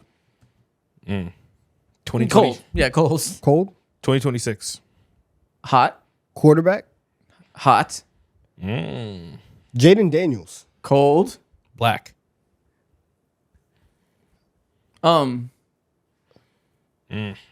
Lukewarm. Hot Okay. and cold? Okay. Hot Neither? and cold? Lukewarm. Cool. Neither? Neither. Mm.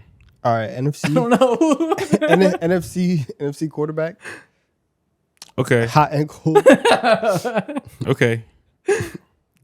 4,000 yards. Oh, cold as a bitch. He said it's freezing. Bird. Fuck. Cold as a bitch. Damn. I said 4K. Icy. Huh? Icy. What does that mean? Cold? Oh. Okay. Good drip. Good drip. Does he put that shit on? Cold? Damn. Can't dress. What do you have?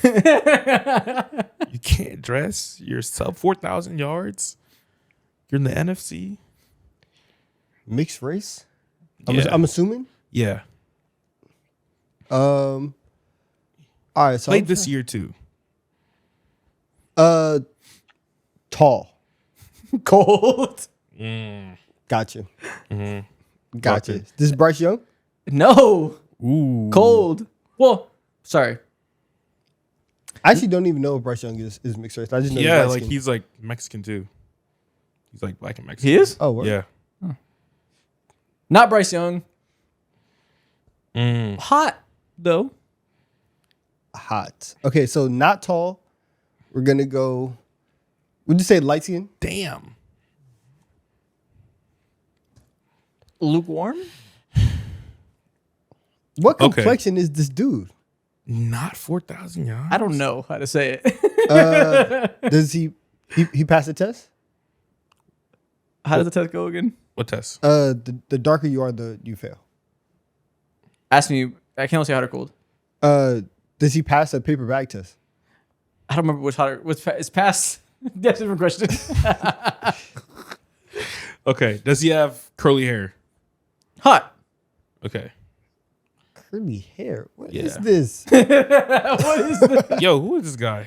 Who is this guy? Curly We're hair. missing out 100%. Oh, is this Kyler Murray? Cold. Fast. Cold. He's black and he's not fast. What? Who is this? Fuck. Seems so disgusting. NFC current player? Yeah. Hot. Yeah. Playoffs. Cold. Freezing cold. God damn, it's cold in this bitch. Freezing cold. A short quarterback? Short quarterback, kind of light skin, doesn't really know. Yo. Starter. Lukewarm? Well, I don't know. We'll see. Maybe hot, maybe cold. We'll see. All right, brother. It's in the air. Shador? No, he said Cold. NFC. Cold. NFC. What the fuck? Eagles, Cowboys, Giants. Oh, Michael Penix. No. Hot. Oh, hot. Tua. Hot. Tua. Too many turnovers. It's Tua. Okay. There you go. All right, good response to the Starter. Okay, question. great. Okay. Good response. All right, I got a player. What's the first thing you asked? Did you ask me is he light skinned? Or what was the first thing you said? I said, Was it me or you? what did we ask him? You guys asked me several things about race, and I was like, you said is he light skinned? I was like, Yeah. I don't know. How do I You said respond? lukewarm. Yeah, I was like, no. Yeah. He's not black, not white. Yeah, I don't know. made Okay. sense. Curly hair. I was like, what the fuck? And you don't put that shit on? Yeah, that's Tua. Okay. Makes sense. All right. Can you guess my NFL player? I got a name right now. I thought really hard about this, bro. He erupted. Are you ready to hoop or not? Okay. Current player.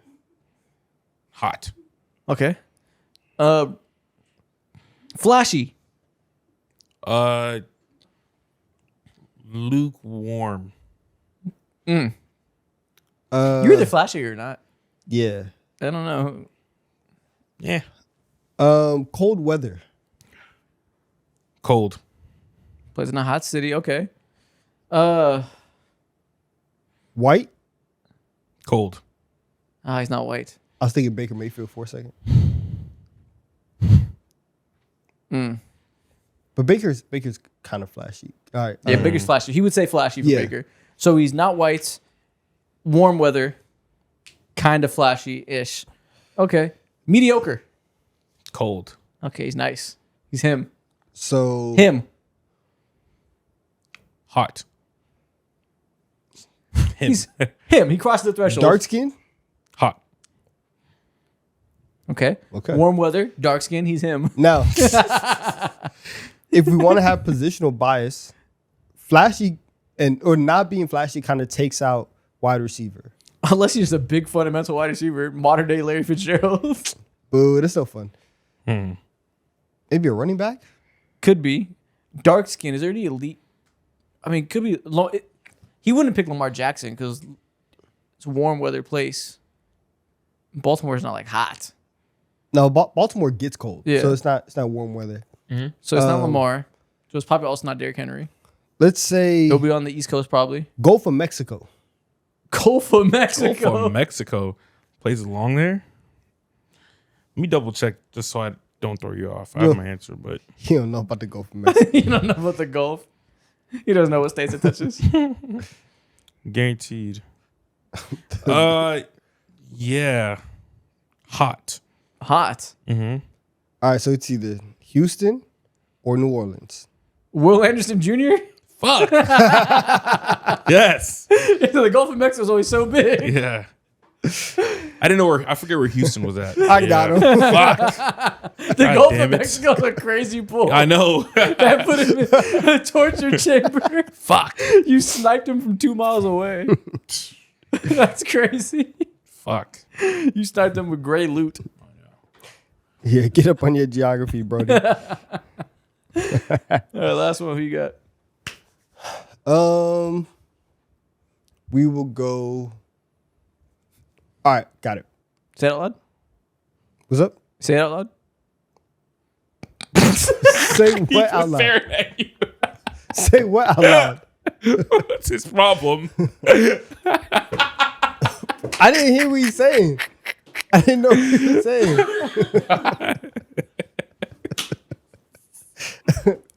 What were you asking? Say it out loud.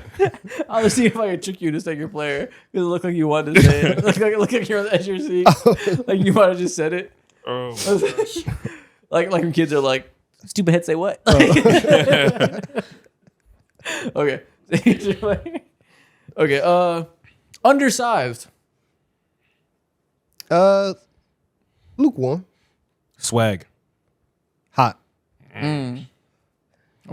Okay. Regular size guy. Got swag. 2026. Cold. Cold. Okay. He's And it sounded like it was cold as hell. yeah. Okay. Bald. Cold. So it's not Dion. hair? Okay. Head of hair. Full head of hair. Okay. Big city. Warm. Warm. Yeah. Warm. He wouldn't say. I was thinking Odell, but Odell's like obviously hot as fuck. If I say Yeah. big city, so it's not Okay. Odell. Okay. So. You saw What? All All right, Philip Rivers. What clip happened? It's cold, extremely cold. Nothing like Wow. Philip Rivers. Okay. Nothing like The Phillip Rivers. opposite of Phil. Oh, okay. So not a big city or a medium-sized city, flashy, retired player. Pass catcher. Lukewarm. Probably a running back. Or maybe it's a QB. Okay. Or I guess it could be a DB. Beard. Cold. Beard. No beard. Damn. No beard. Shit. Yeah, no beard. Okay. Opposite of Philip Rivers. Got him in black. Okay. Ooh, top 5. I At the peak of his powers. Maybe all then time. lukewarm. Okay. Somewhat top Range 5. top 5 in some capacity. Some capacity, he was like that. On some list out there, he might Yeah. push a top 5. Yeah. Depending on what you're listing. No beard. Medium city. He has swag. Opposite of Philip Rivers. Frank Gore. No, Okay. cold. Cold. AFC. Cold. NFC player. Whoa. Defense. This threw me for a loop. Cold. He's Okay, an offense offense. He's player. a pass catcher. Come on. Well, he said Luke Warner pass catcher, so he's probably a running back. He plays on offense. Yep. Okay. Man. See, for a second, I thought this was Shannon Sharp when he said, like, super no to the Philip Rivers thing. Or maybe he has no kids. Yeah. Does Shannon Sharp have kids? Yes. Oh, he has one. I was thinking about, like, I don't know if he was talking about kids though when he said that, or maybe he was. Don't get caught up in I that. was assuming so. I'm just. We're just gonna stop that right now. I mean, that's the vibe of the video, but okay. Every player. How many kids? They have? Yeah. No beard. Opposite of Philip Rivers. Not a modern player. NFC. You said? I said AFC, so they play in NFC. Oh, Second Adrian Peterson. Well, warm. Warm. It's a So running the back. running back. It's a running back. Okay. Obama administration. Ooh. Warm. Warm. Okay. But not hot. Hot. Hot. Oh. LaShawn Mohawk. McCoy. Got it. There you go. Oh, there you go. A running back who played in the Obama years. Got to. It's only a small list you can pull from. Cool. Opposite of Philip Rivers. Is that popping him out? I mean, nobody is to the extent of Philip, but like, Either you're with him or you're not. Yes. Either you're Philip Rivers or you're the opposite. He is opposite in like so many ways, so that's True. valid. yeah. And that's the end of this episode. If you're still here, let us know what you think about Philip Rivers. We'll see y'all next week.